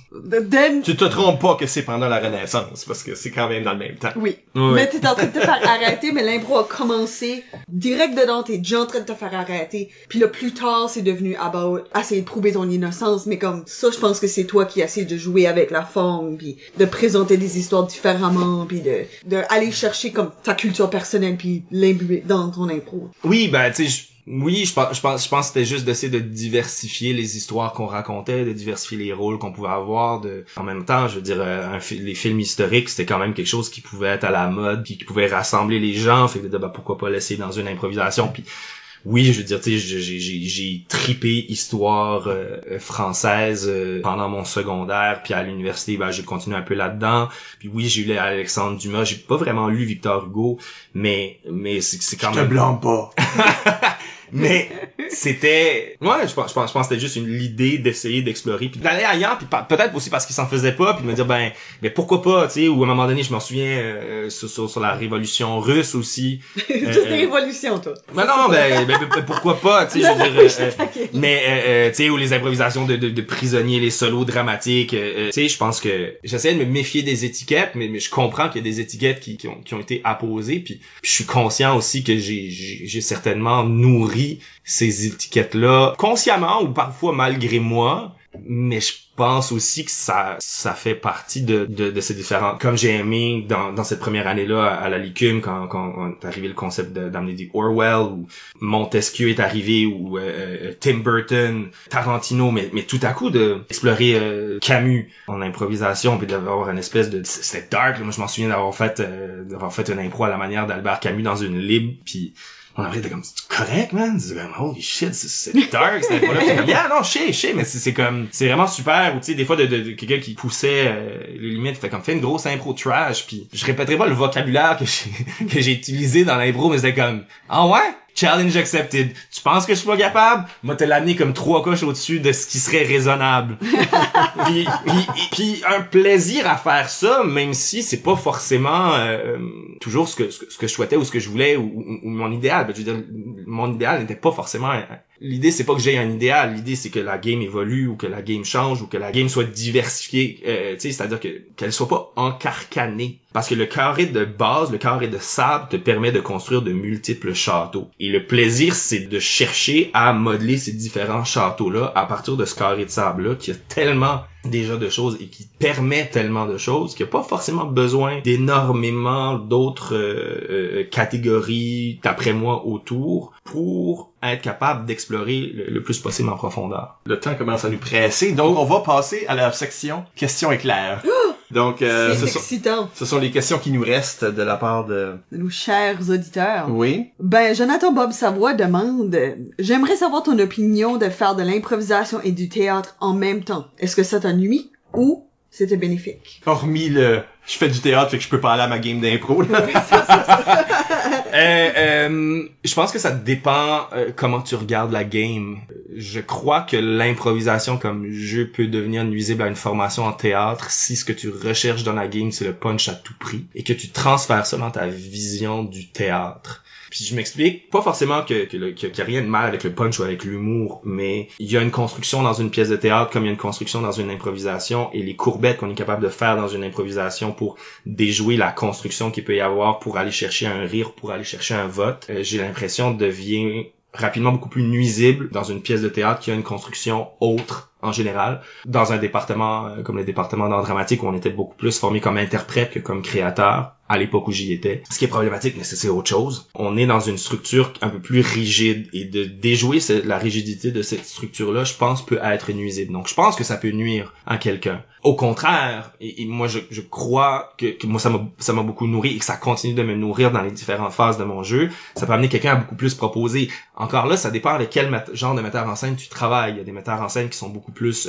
dictateurs d'une certaine façon dans leur façon de diriger, ou qui ont une vision du théâtre où l'acteur est pratiquement une marionnette ou doit exécuter leur vision sans proposer. Ben, je pense que ça peut devenir confrontationnel. Ça l'est devenu d'ailleurs entre moi et certains de mes professeurs quand j'étais à l'université. Ça peut être collaboratif aussi, et je pense que donc non, ça ne m'a pas nui, au contraire, je crois que ça m'a nourri. Ceci dit, je crois qu'il y a une limite à la croisée du jeu d'improvisation gravélien et la mise en scène d'une pièce de théâtre. Ce n'est pas la même chose, mais ce sont des choses qui peuvent être rapidement complémentaires. Sauf que d'un côté comme de l'autre, si tu prends certains plis, c'est pas tous les comédiens qui font du théâtre qui peuvent arriver sur scène et improviser que ça soit intéressant. De la même façon que c'est pas tous les improvisateurs qui peuvent arriver dans une pièce de théâtre et que forcément parce qu'ils ont improvisé, ce serait intéressant. Mais je pense que la game a sa limite au niveau de comment ça nourrit la démarche. Puis il faut s'en méfier. Mais je pense que, je veux dire, la hargne qu'il pouvait y avoir au département d'art dramatique par rapport au jeu, je la comprends toujours pas. J'étais heureux d'être cité en exemple quand je suis parti, exemple à ne pas suivre, parce que on avait finalement instauré des règlements pour, entre autres, on citait mon nom en disant, parce que vous savez, des gens comme Gabriel, et je pense Ludger aussi, on en fait, puis ça nuit. Non. Non, je veux dire, aujourd'hui, on est des personnes très actives dans le milieu, puis beaucoup qui ont fait de l'improvisation sont très actifs dans le milieu. Puis même que le milieu de théâtre, il y a beaucoup de collaboration créative, il y a beaucoup d'improvisation dans la création des pièces, puis fait que c'est un atout à ce point-ci. Tout dépendant. Ça peut l'être, ça peut nuire, mais je pense pas qu'il y a une réponse. Fait que tout en est clair. Gabriel a une belle créativité, dit Marc-André Robichaud. Donc ça, c'est ton frère. Et lui, nous révèle que t'as toujours mis tes idées sur papier, poésie, théâtre. Est-ce qu'il écrivait des idées en relation avec l'impro? Concept, punch, personnage. Est-ce que t'avais un petit journal d'impro? J'ai demandé à Marc-André, sais-tu déjà la réponse, puis t'essaies de nous guider quelque part? Et il a dit non, il voulait vraiment le savoir. Ah ouais? Non, j'ai jamais tenu de journal d'impro. Un des plaisirs que j'avais avec l'improvisation, c'était de revenir sur les matchs. Des fois, d'imaginer des concepts. Ça de jaser autour d'une bière, ou plus jeune, autour d'un thé glacé. Sûrement. Plus je vieillissais, plus à l'impro à l'université, tu sais, avec des gens comme Dave Doucette, avec Bob, ou avec Pinky, Pascal Savoie-Brideau, Dave Lausier, de jaser de concepts d'impro, de jaser d'impro, de qu'est-ce qui s'était passé, de comment ça se construisait, ou de disposition dans l'arène, ou d'auteurs à lire desquels s'inspirer pour nourrir l'esprit ou l'atmosphère d'une libre. Ça, oui. Est-ce que l'improvisation a déjà venu informer tes écrits extérieurs de l'impro? Sûrement. J'ai pas d'exemple précis, puis en même temps, je dirais aussi que mes moments où j'ai commencé à écrire et un carnet sont arrivés à peu près au même moment où je délaissais un peu la game. Fait que est-ce que ça a eu un impact ou une influence? Ben en fait, c'est que je me suis mis à écrire plus professionnellement, c'est-à-dire que 18 mars 2009, première soirée de lecture de poésie et projet de recueil qui est né dans les mois qui ont suivi. Puis je me suis dit OK, ben il faut que je me donne une méthode, donc je vais avoir un carnet, puis je vais toujours avoir une place pour écrire. Parce que je me disais, faut écrire au moment de l'inspiration, parce que quand on expire, il est trop tard. Donc, ouais, tu sais, jeu de mots! C'est mon premier! Ben, justement, parlant de jeu de mots, parce que Patrick Hardy sur Facebook demande à quand ton recueil de jeux de mots? Non, On dit ça comme si dans tes textes, il y avait pas déjà ça. Ouais, je pense, tu sais, j'aime bien dire, des fois je joue avec les mots, des fois ce sont les mots qui se jouent de moi, mais je pense que c'est un peu, c'est déjà présent dans certains textes, ça continuera d'être présent. Si je me remettais les pieds dans l'arène, sûrement que j'essaierais à un moment donné. Mais tu sais, c'est intéressant aussi parce que dans cette idée-là de légende dont on parle, ça fige des gens dans un temps, dans une époque. Des gens qui vont me parler de moi, qui jouaient la guitare puis qui chantaient le port d'Amsterdam. Je fais plus ça. Tu sais, ça fait... Mais tu l'as fait beaucoup. Je l'ai fait à outrance dans une certaine époque de ma vie. Oui, il y a comme un 4 mois, là, puisque c'était juste constamment dans le port d'Amsterdam. Puis après ça, c'est fini, là. Mais là, t'as solidifié le moment, en fait. Oui, non, mais... Par la répétition. Certainement. Mais tu sais, je veux dire, ça doit faire 6 ans que je sors plus la guitare dans les parties, là. Tu sais, c'est parce qu'il a arrêté de te faire inviter. Non, je me suis tanné, puis c'est correct. Fait que les jeux de mots à cœur, recueil de jeux de mots, je sais pas, mais il y aura certainement des jeux de mots ou des clins d'œil ou des façons de phraser les choses qui seront toujours présents dans les écrits. Je dois dire, dans Acadie Road, c'est très punchy. Parce que les textes sont courts, puis il y a des petites tournures qui peuvent être des jeux de mots, qui peuvent être des... Et je vais te dire ça maintenant, à un match étoile l'an dernier, l'année d'avant, là, maintenant, j'ai essayé de faire jouer à la manière de Acadie Road, voir qu'est-ce que ça ferait en impro, puis on m'a refusé. Le monde a fait comme non. Comme pas sans la permission à Gab, je sais pas. Non, mais c'est intéressant. Parce que c'est punchy. Parce que, qu'est-ce que ça serait comme le joueur rentre, il fait juste une remarque. Je sais pas, là, il son propre chemin, là. Ça serait géographique aussi, j'imagine. Je sais pas qu'est-ce qui aurait été le thème parce que on a décidé de pas le faire. Non, c'est sûr, ça serait, ça serait intéressant, ça serait flatteur aussi. Puis à un moment donné, je n'ai déjà vu à la manière de tel joueur, puis tout à coup, mais ça devient rapidement la parodie de l'idée qu'on se fait. Je pense que c'est ça que le monde avait peur qui arrive. Parce que c'est un match étoile, il y a des joueurs plus vieux, il y a des gens qui le connaissent, et que là, ça devient des farces plates comme celle de Patrick Hardy. Dans cet exemple. Ou la prochaine question de Mathieu Chalifou. Ah ben oui. Qui aussi aurait pu, comme fait partie de un moment solidifié. OK? On sait tous maintenant que tu as un appel particulier envers la route, tu y parles du livre. En considérant ceci, qu'est-ce qui te motive le plus pour aller à une ville? Le sens de l'exploration, la découverte de l'inconnu ou le bœuf? Donc, évidemment, longue question qui semble littéraire, mais qui vraiment veut te faire raconter une de tes impros légendaires. Légendaire dans la médiocrité. Oui, c'est ça. C'est ton tracasserie. Oui, ça puis l'impro de bateau aussi avec Marc-Samuel Larocque. On va voir Marc-Sam pendant cette saison, donc super. On va s'assurer d'y en parler. Oui. Écoute, qu'est-ce que je me souviens de cette impro-là? Ben, il y a vraiment juste une affaire. Et c'est bœuf, nous partons vers la ville. Ouais, c'est ça. C'est vraiment l'impro. C'était une improvisation chantée, si je me souviens bien. Oui. Puis, avec Fred Melançon, on est arrivé, puis là, parce que je me souviens même plus du thème, puis bœuf, ils partirent vers la ville, puis tu sais, une espèce de regard entre moi puis Fred de comme, ça s'en va vraiment nulle part, là. Genre comme, t'as-tu quelque chose de plus? Moi, j'ai pas quelque chose de plus, de pas quelque chose. Et brailler de rire parce que, tu sais, de savoir à quel point c'était mauvais. Évidemment, un balayage. Mais on n'a pas été capable de se ramener parce qu'il y avait rien. Et je me rappelle bien quand vous êtes revenus du nettoyage, vous avez juste redit bœuf, ça a juste continué. Ouais, je pense qu'on a essayé de voir où on est-tu capable d'aller, puis là, il a fait non, ça marchera pas. Annuler ça, là, et j'ai gagné. Fait que toi, tu ris supérieur aux autres. Écoute, non, mais qu'est-ce que, en fait, tu sais, j'ai l'impression, tu sais, quand je disais pousser les limites et tout ça, tu sais, comme on était clean, quand on l'était pas, ça punchait avec les verres parce que c'était surprenant. Mais il y a quelque chose de sympathique aussi avec un joueur qui décroche, surtout si c'est pas habituel, c'est pas constamment. Ouais. Parce que le public là, ils font un lien avec le joueur, ils font comme OK, là je vois la vraie personne qui craque, puis je peux voir l'humain derrière le jersey. Oui, certainement, puis tu sais, je veux dire, c'est ça, je me faisais un devoir de pas décrocher. Fait que si je décroche puis je braille de rire, je veux dire, tu sais, on est allé dans une impro vraiment plate. C'est drôle à dire parce qu'en même temps, autant il y a bien les impros meilleurs, mais je veux dire, c'est souvent, on va me parler de ces impros-là plus que d'autres. Fondamentalement, il y a personne qui a eu un bad time. Le public était into it. Non. Les joueurs c'est infectieux, ces affaires. C'est ça. Ouais. Oui, mais tout à coup, c'est devenu t'assistes à quelque chose d'unique. Puis ça aussi, ça fait partie de la game. Puis un plaisir à dire, OK, ben, j'ai une impro suffisamment mauvaise pour qu'elle soit immémorable. Puis je l'ai quand même gagné. Et voilà. Il nous reste une question. Oui, de Pascal Savoie-Brideau qui dit « Ça fait plusieurs années que tu n'as pas fait d'improvisation. Est-ce que ça te manque? » Par moment, je dirais que ça fait une couple d'années que pendant un bout, ça m'a pas manqué, ou quand j'y retournais, j'y retrouvais pas l'urgence ou le plaisir que j'avais pu avoir. Je pense que j'ai beaucoup aimé ça. Je pense que je sais pas si j'ai eu une écœurantite ou je me suis retiré au bon moment quand je l'ai fait. J'ai pas comme développé une amertume puis j'ai fini, tu sais, comme quand je parle de la licume puis ce high là, quand j'ai arbitré la finale à la lic, il y avait cette espèce d'aura là entre la licume et la lic, licume universitaire, intellectuelle, théâtrale, blablabla, la lic punché, facile, moins bon. Il y avait comme cette espèce d'idée là, de rivalité là, puis j'aimais pas cette stigmatisation là qu'il y avait.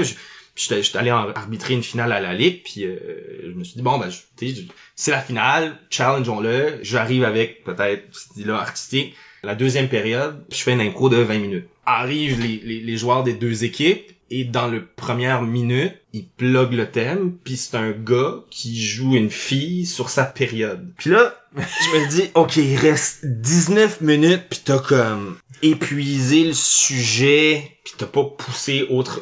T'sais, t'as pas le bagage de connaissances d'actually être une personne qui a ses périodes. Pour vraiment comme...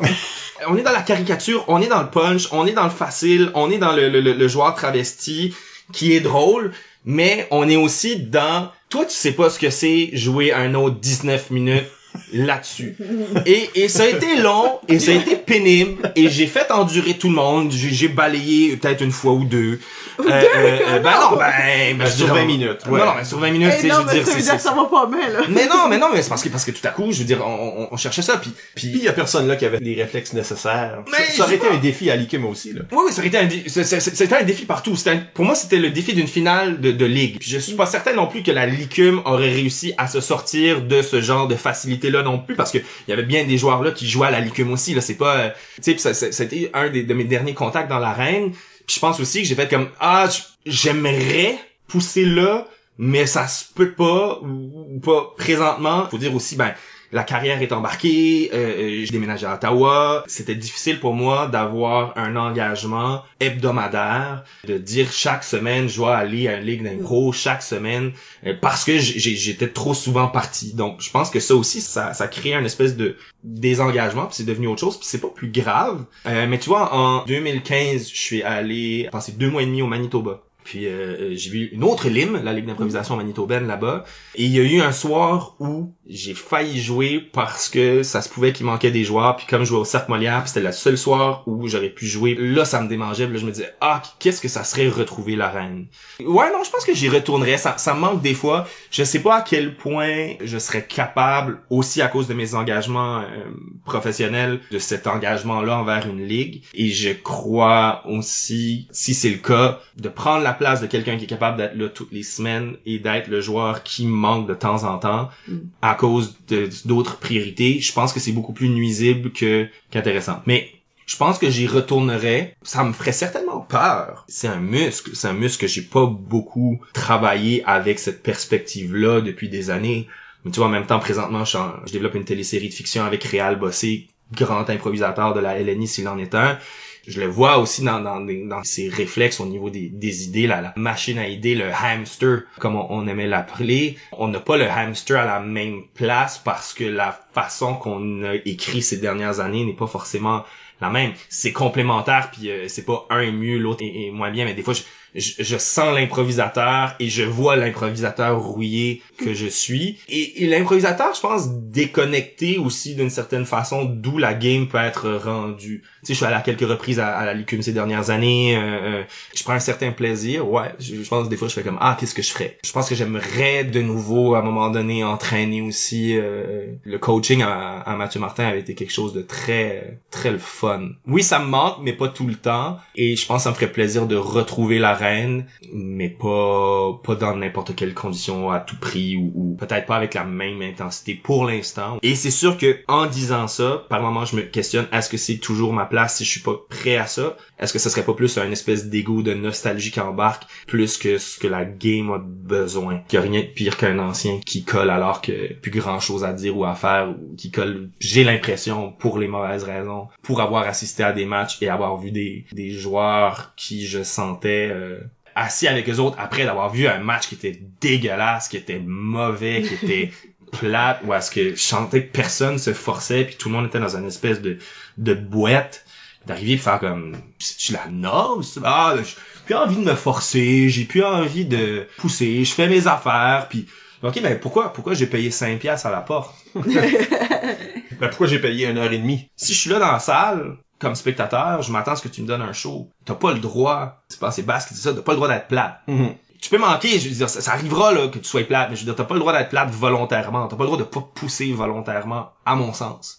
Ben, je pense que si je me base sur ça que t'as dit, ben, je pense que t'as quand même le headspace à la bonne place. Comme je pense que t'as pas arrêté d'y réfléchir parce que t'es parfaitement capable de plonger dans la philosophie puis la façon d'adresser l'improvisation. Puis ça, je pense que le sort de défi que toi tu te lançais puis la façon que tu pensais est quelque chose qui est vraiment cohérent avec l'improvisation aujourd'hui. Non, mais après, je veux dire, si on parle de piliers, je pense que j'aurais des croûtes à manger pour aiguiser le pilier de l'efficacité. C'est peut-être ce qui se perd le plus à ne pas faire d'impro parce que t'as une rapidité d'esprit et de réaction qui, si elle n'est pas aiguisée, te fait ramer. Puis même lorsque t'es dans, l'efficacité peut être mise en relief par les autres piliers. Mais si t'as pas autant d'efficacité, je pense que les autres piliers que t'es capable d'avoir pour te nourrir finissent par manquer de finition. Ben, là-dessus, on va prendre une légère pause et au retour, on parle de la compétitivité avec Gabriel Robichaud.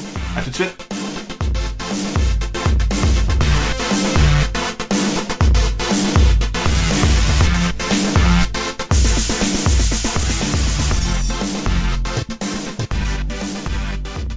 On est de retour. On va parler de compétitivité. Michel Albert au microphone avec Isabelle Gauguin. Allô? Et Gabriel Robichaud, notre invité. Bonjour.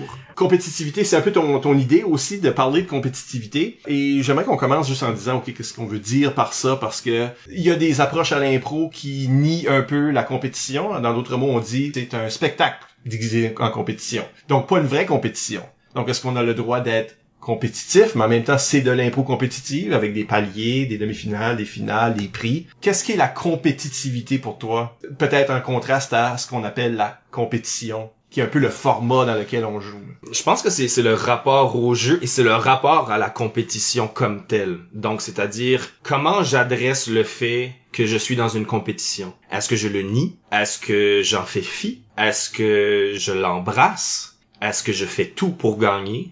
Donc, je pense que c'est le spectre avec lequel un joueur aborde la compétition à laquelle il participe. Ben, faisons le tour de table. Est-ce que vous êtes des joueurs compétitifs? Est-ce que vous l'avez toujours été? Gabriel, tu veux commencer? Je l'ai été, j'ai arrêté de l'être.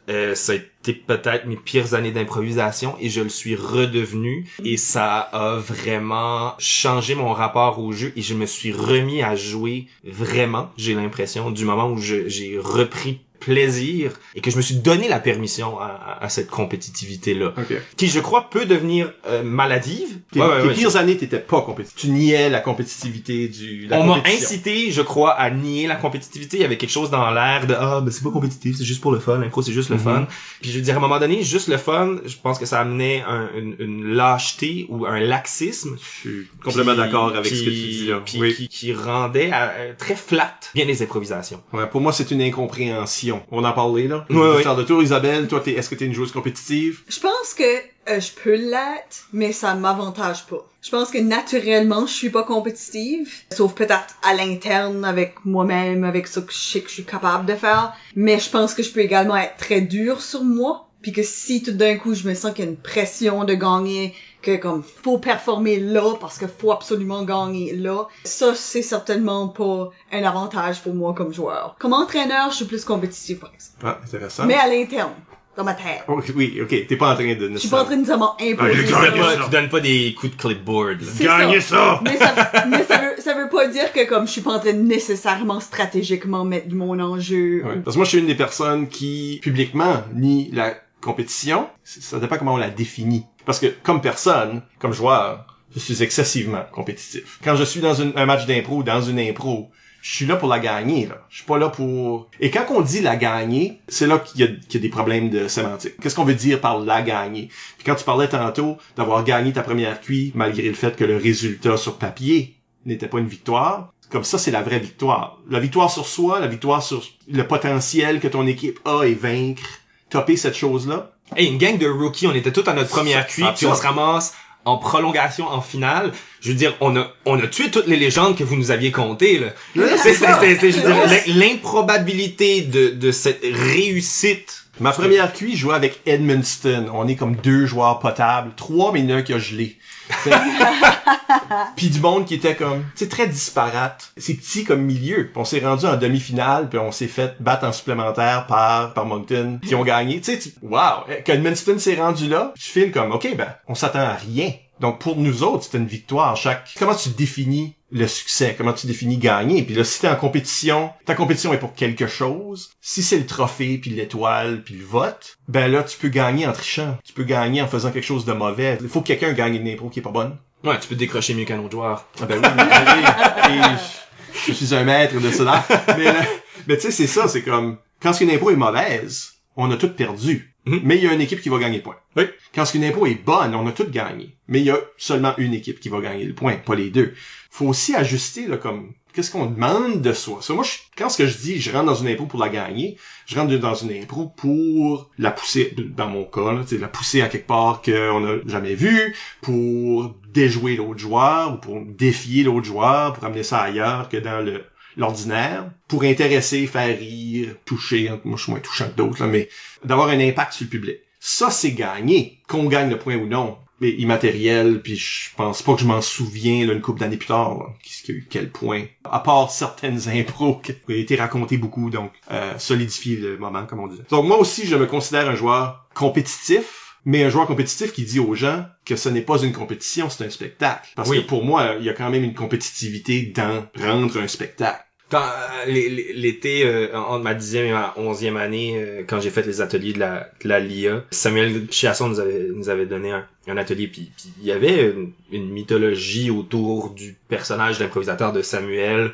entre autres dans les années 90, la compétition entre l'UQAM et Moncton. J'ai même eu des gens, Alexandre Cadieux qui a fait de l'impro avec l'UQAM, que j'ai croisé par la suite.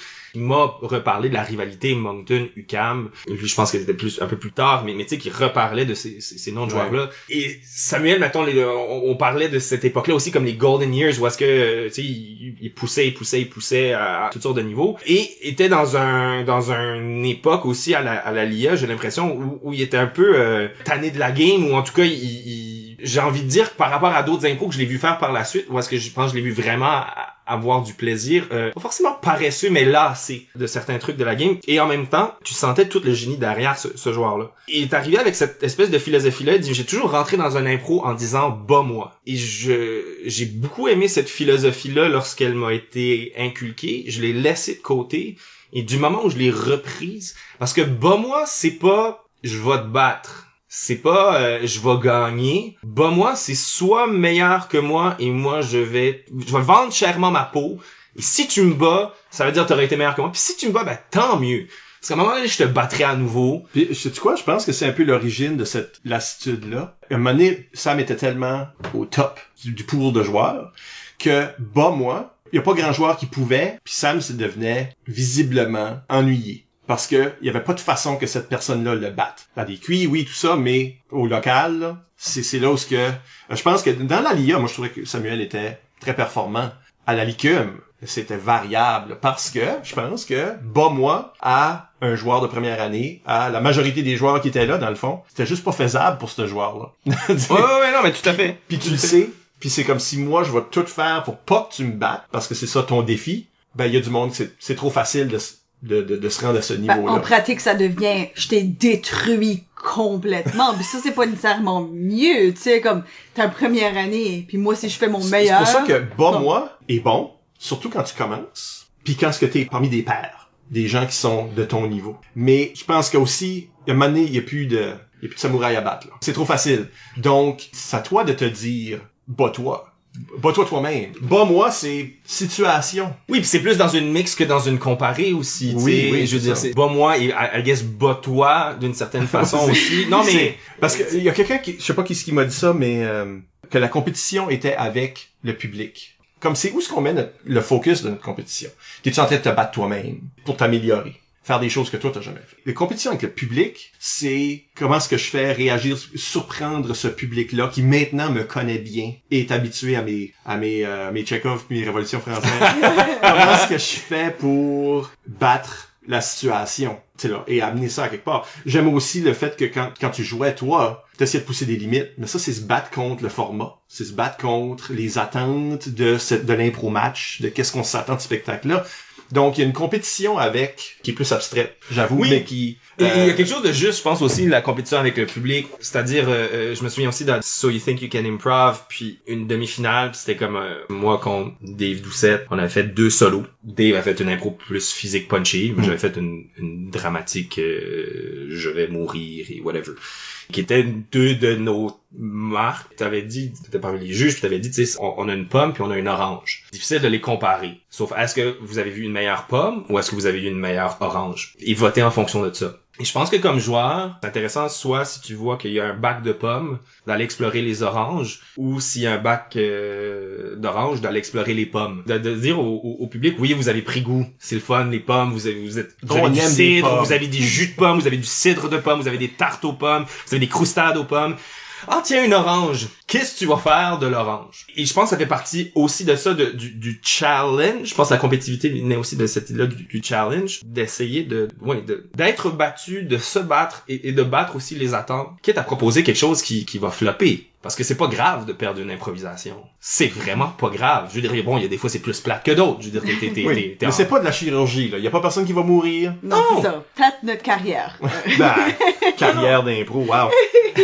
Mais je pense que c'est ça, ce moteur-là, si on n'appuie pas sur l'accélérateur pour le faire fonctionner, j'ai l'impression à un moment donné qu'il tombe en dormance, tout comme le spectacle. En tout cas, moi, la façon que je l'ai vécu, quand j'ai arrêté de jouer l'impro pour ça, quand c'était comme, c'est pas grave, c'est juste de l'impro. Non.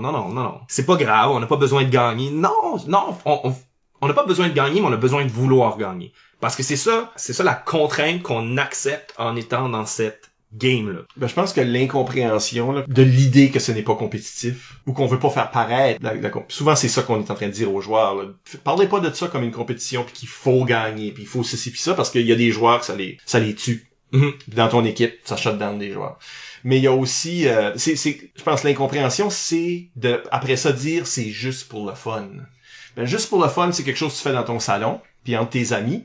Puis j'ai l'impression des fois quand tu parles des sortes de matchs que tu voulais dire, là, c'est regarder des matchs qui ont de l'air à être... Dans le salon des gens. Puis les gens se complaisent dans des histoires, des situations convenues, consensuelles et qui vont faire rire une part de l'auditoire. Mais je me souviens aussi d'une des choses qui m'a tanné de la game. J'ai pas compris ce qu'on pouvait me dire par rapport à cette idée d'inside, de click, etc.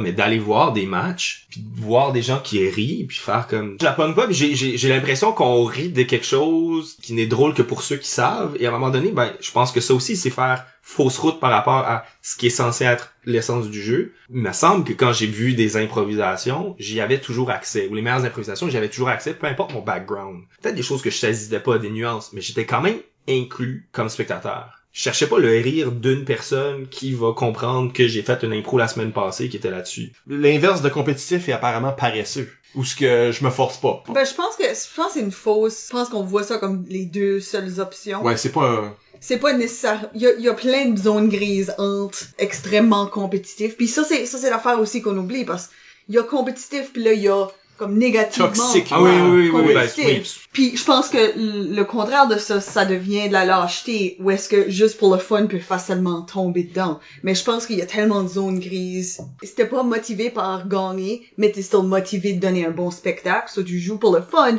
mais t'es pas en train de donner un moins bon spectacle.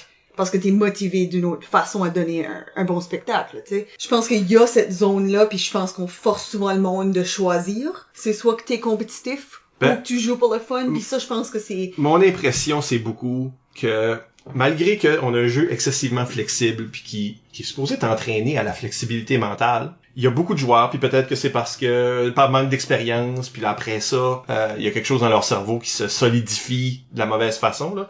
Mais le monde prenne les choses tellement littéralement des fois. Fait que si tu dis une chose, ça devient la formule. Ça n'a pas le choix, faut que ça soit ça. Il a dit c'est pas une compétition, jouez pour le fun, ayez du fun. Ça, c'est quelque chose qu'un arbitre dirait à des joueurs avant-garde. Tout le monde s'est rendu en finale. Ayez du fun. OK, ben, il y a des joueurs qui vont penser, c'est à propos d'avoir du fun. Là, avoir leur définition de qu'est-ce que ça veut dire. Quand on dit ne soyez pas compétitif, on veut dire, sois pas la personne, là, qui écrase les autres joueurs pour essayer de gagner l'étoile puis qui crie par-dessus tout le monde. Tu sais, qui shafte les impros avec des niaiseries puis des punchs. Parce qu'après ça, le public pense, ben, il y a juste personne là qui jouait. Tu sais, ces choses. Oui, ça, c'est pas bon. L'idée que c'est nuancé puis qu'il y a des zones grises. Il y a des joueurs qui, surtout peut-être en début de parcours, sont pas capables de faire ces nuances-là. Ils ont besoin d'une formule exacte puis ils vont suivre ça à la lettre puis à l'extrême des fois. Je crois que dans mon parcours aussi, j'ai été ce joueur-là qui a cherché la formule. Puis je suis content d'être passé par là, mais je suis content surtout de m'en être sorti. Je suis d'accord avec toi qu'il y a plein de nuances. Et oui, la compétitivité peut devenir toxique. Je veux dire, quand je pense à des histoires qui m'étaient racontées que tel joueur était programmé pour aller neutraliser tel joueur dans l'arène parce qu'on savait que tel joueur, s'il n'était pas neutralisé... Je veux dire, pour moi, rendu là, je pense qu'on perd de focus l'essence du jeu.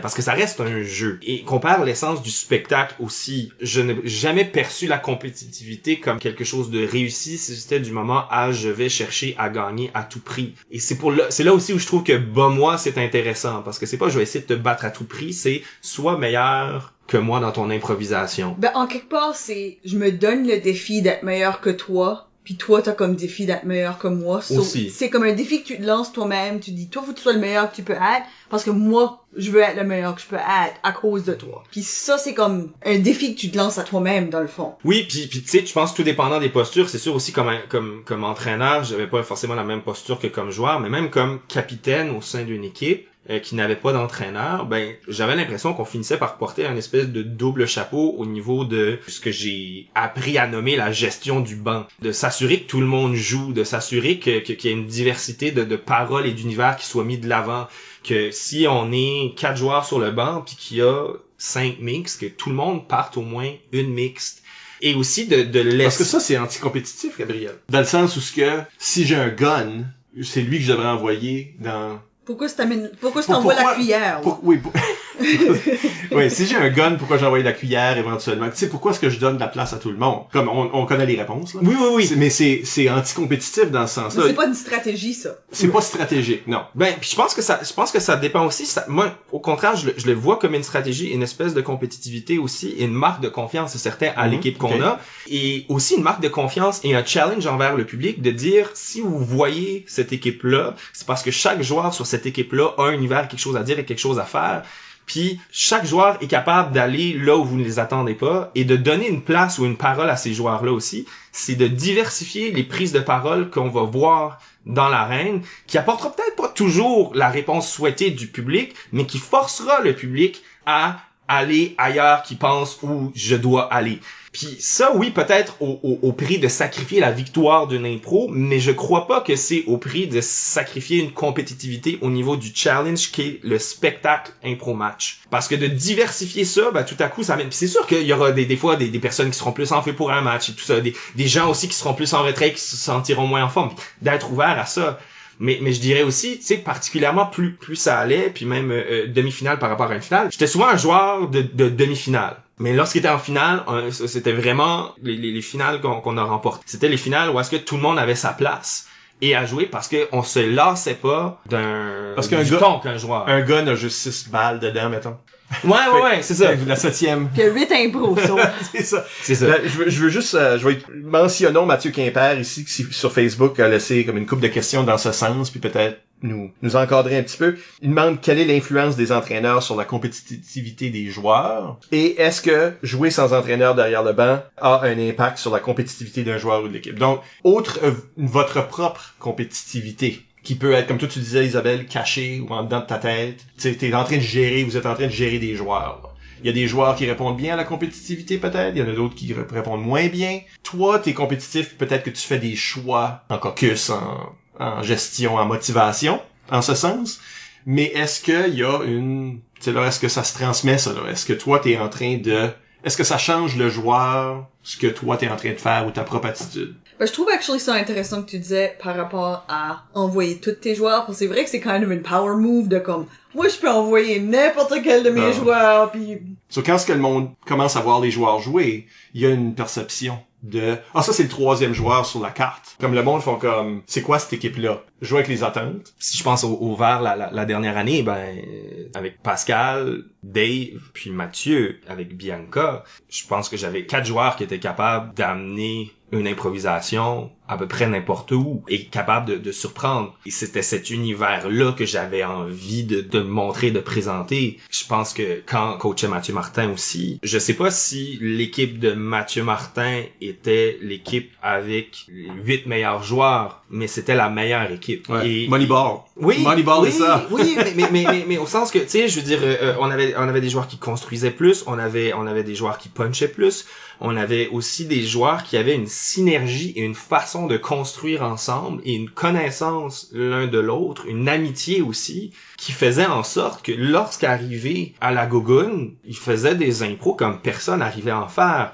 Je peux dire la même chose de notre équipe finaliste à la QI. Est-ce qu'on était la meilleure équipe sur place? Tu sais, on a perdu, mais ce que je veux dire, c'est que est-ce qu'on avait les top guns ou les top joueurs ou les joueurs avec le plus d'expérience? Non, mais on se complétait. Et je pense que ça aussi, dans le spectacle d'improvisation et dans la notion de compétitivité, ça a un rapport. Pour répondre aux questions de Mathieu, est-ce qu'un entraîneur peut avoir un impact? Oui, surtout quand on est plus jeune, j'ai l'impression. Parce qu'à un moment donné, plus on vieillit, plus on développe son ego, puis on est capable de dire à l'entraîneur, non, je veux dire, Tanne-moi pas. Tanne-moi pas ou c'est pas ce que je veux. Puis même au sein d'une équipe, il peut y avoir des divergences par rapport au point de vue de l'entraîneur. Je pense que ça dépend du leadership de l'entraîneur aussi. Est-ce que c'est mieux de ne pas avoir l'entraîneur? Plutôt, je pense que l'entraîneur est très pertinent, même s'il peut être dangereux tout dépendant de sa philosophie. Plus tard, je pense que tu peux te gérer un peu plus et un peu mieux, mais le point de vue extérieur, s'il est empathique, je crois peut apporter plus loin. Tu sais, je pense que le coaching d'Étienne, quand on était en première année, nous a amené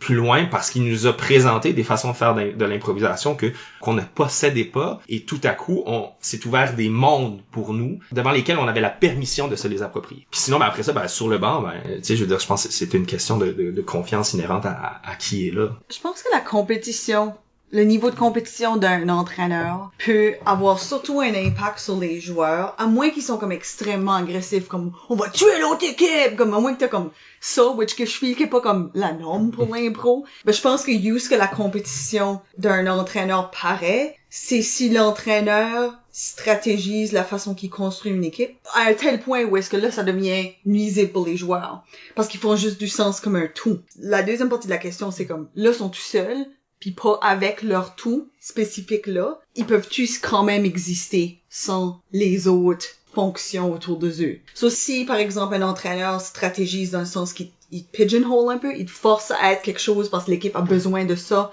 pour être une équipe complète. Le neutraliseur que Gabriel C'est ça, exactement. mentionnait. Si toi, ta fonction, c'est être le verbomoteur, puis tout ce que tu fais, c'est le verbomoteur, parce que c'est ça que notre équipe manque, puis c'est ça que t'as besoin d'être, toi, ça te limite un peu comme joueur, parce que stratégiquement, c'est ça que l'équipe a besoin pour gagner, parce qu'on a besoin de cette pièce-là pour jouer. Mais toi, c'est peut-être limitant pour toi si t'as pas l'occasion de t'épanouir dans d'autres directions.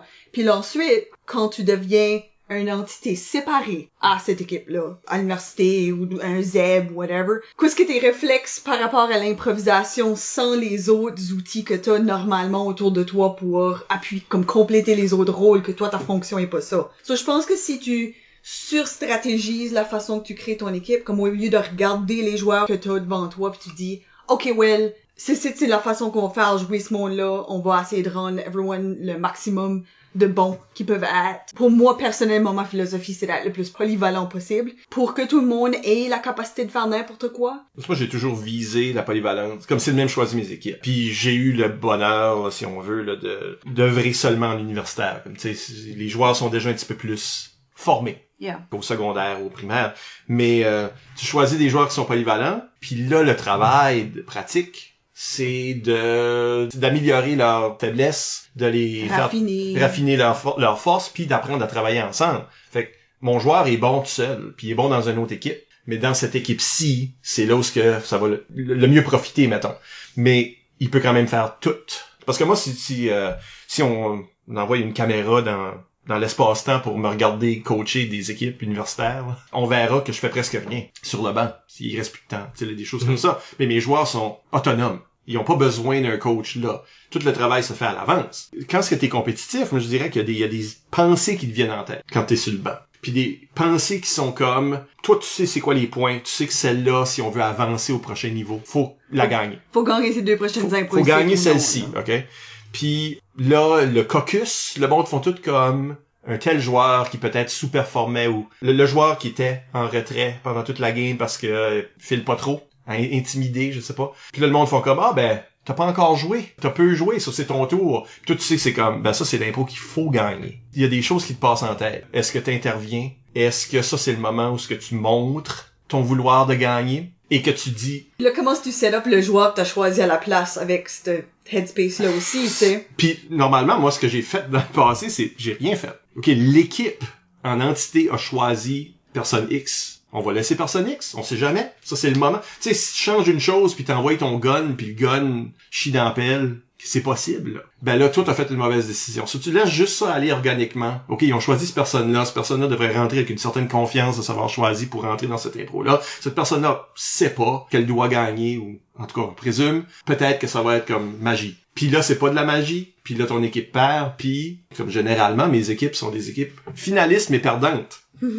Puis je dis pas que c'est des moments comme ça, là. Mais est-ce que mon manque de compétitivité, est-ce que c'est ça qui a coulé l'équipe? Et là, tu te le demandes, puis là, tu te fais des reproches. Pareil comme le joueur qui a pas bien fait dans une impro, qui était peut-être importante, se fait des reproches. Puis on connaît des joueurs, on a eu des gens à l'émission qui ne font plus d'impro parce que les remords, les regrets, après chaque match, après chaque impro, les hantaient, au point où ce que... Tu sais, là, ça les défaisait, là. Sur 40 quelques invités, c'est comme 1 ou 2 personnes, mais... Non, mais c'est intéressant, tu sais. Je pense pas que j'ai jamais poussé ma réflexion à empêcher un joueur de rentrer pour gagner une impro. Je pense pas. J'ai pas d'exemple précis de cette manière-là en tête ou de dire, ça serait peut-être mieux que ce soit quelqu'un. Puis, oui, je pense que j'avais une bonne idée du score, en général. En même temps, ça fait longtemps, fait que j'avance ça, mais je suis pas certain. Puis, est-ce que les joueurs veulent ça? Tu sais, quelque part, est-ce que j'ai manqué une tâche que les joueurs auraient voulu se faire sauver de ça? Que les joueurs comptent sur le coach pour dire, je vais pas te faire de la peine, mais on va envoyer telle personne.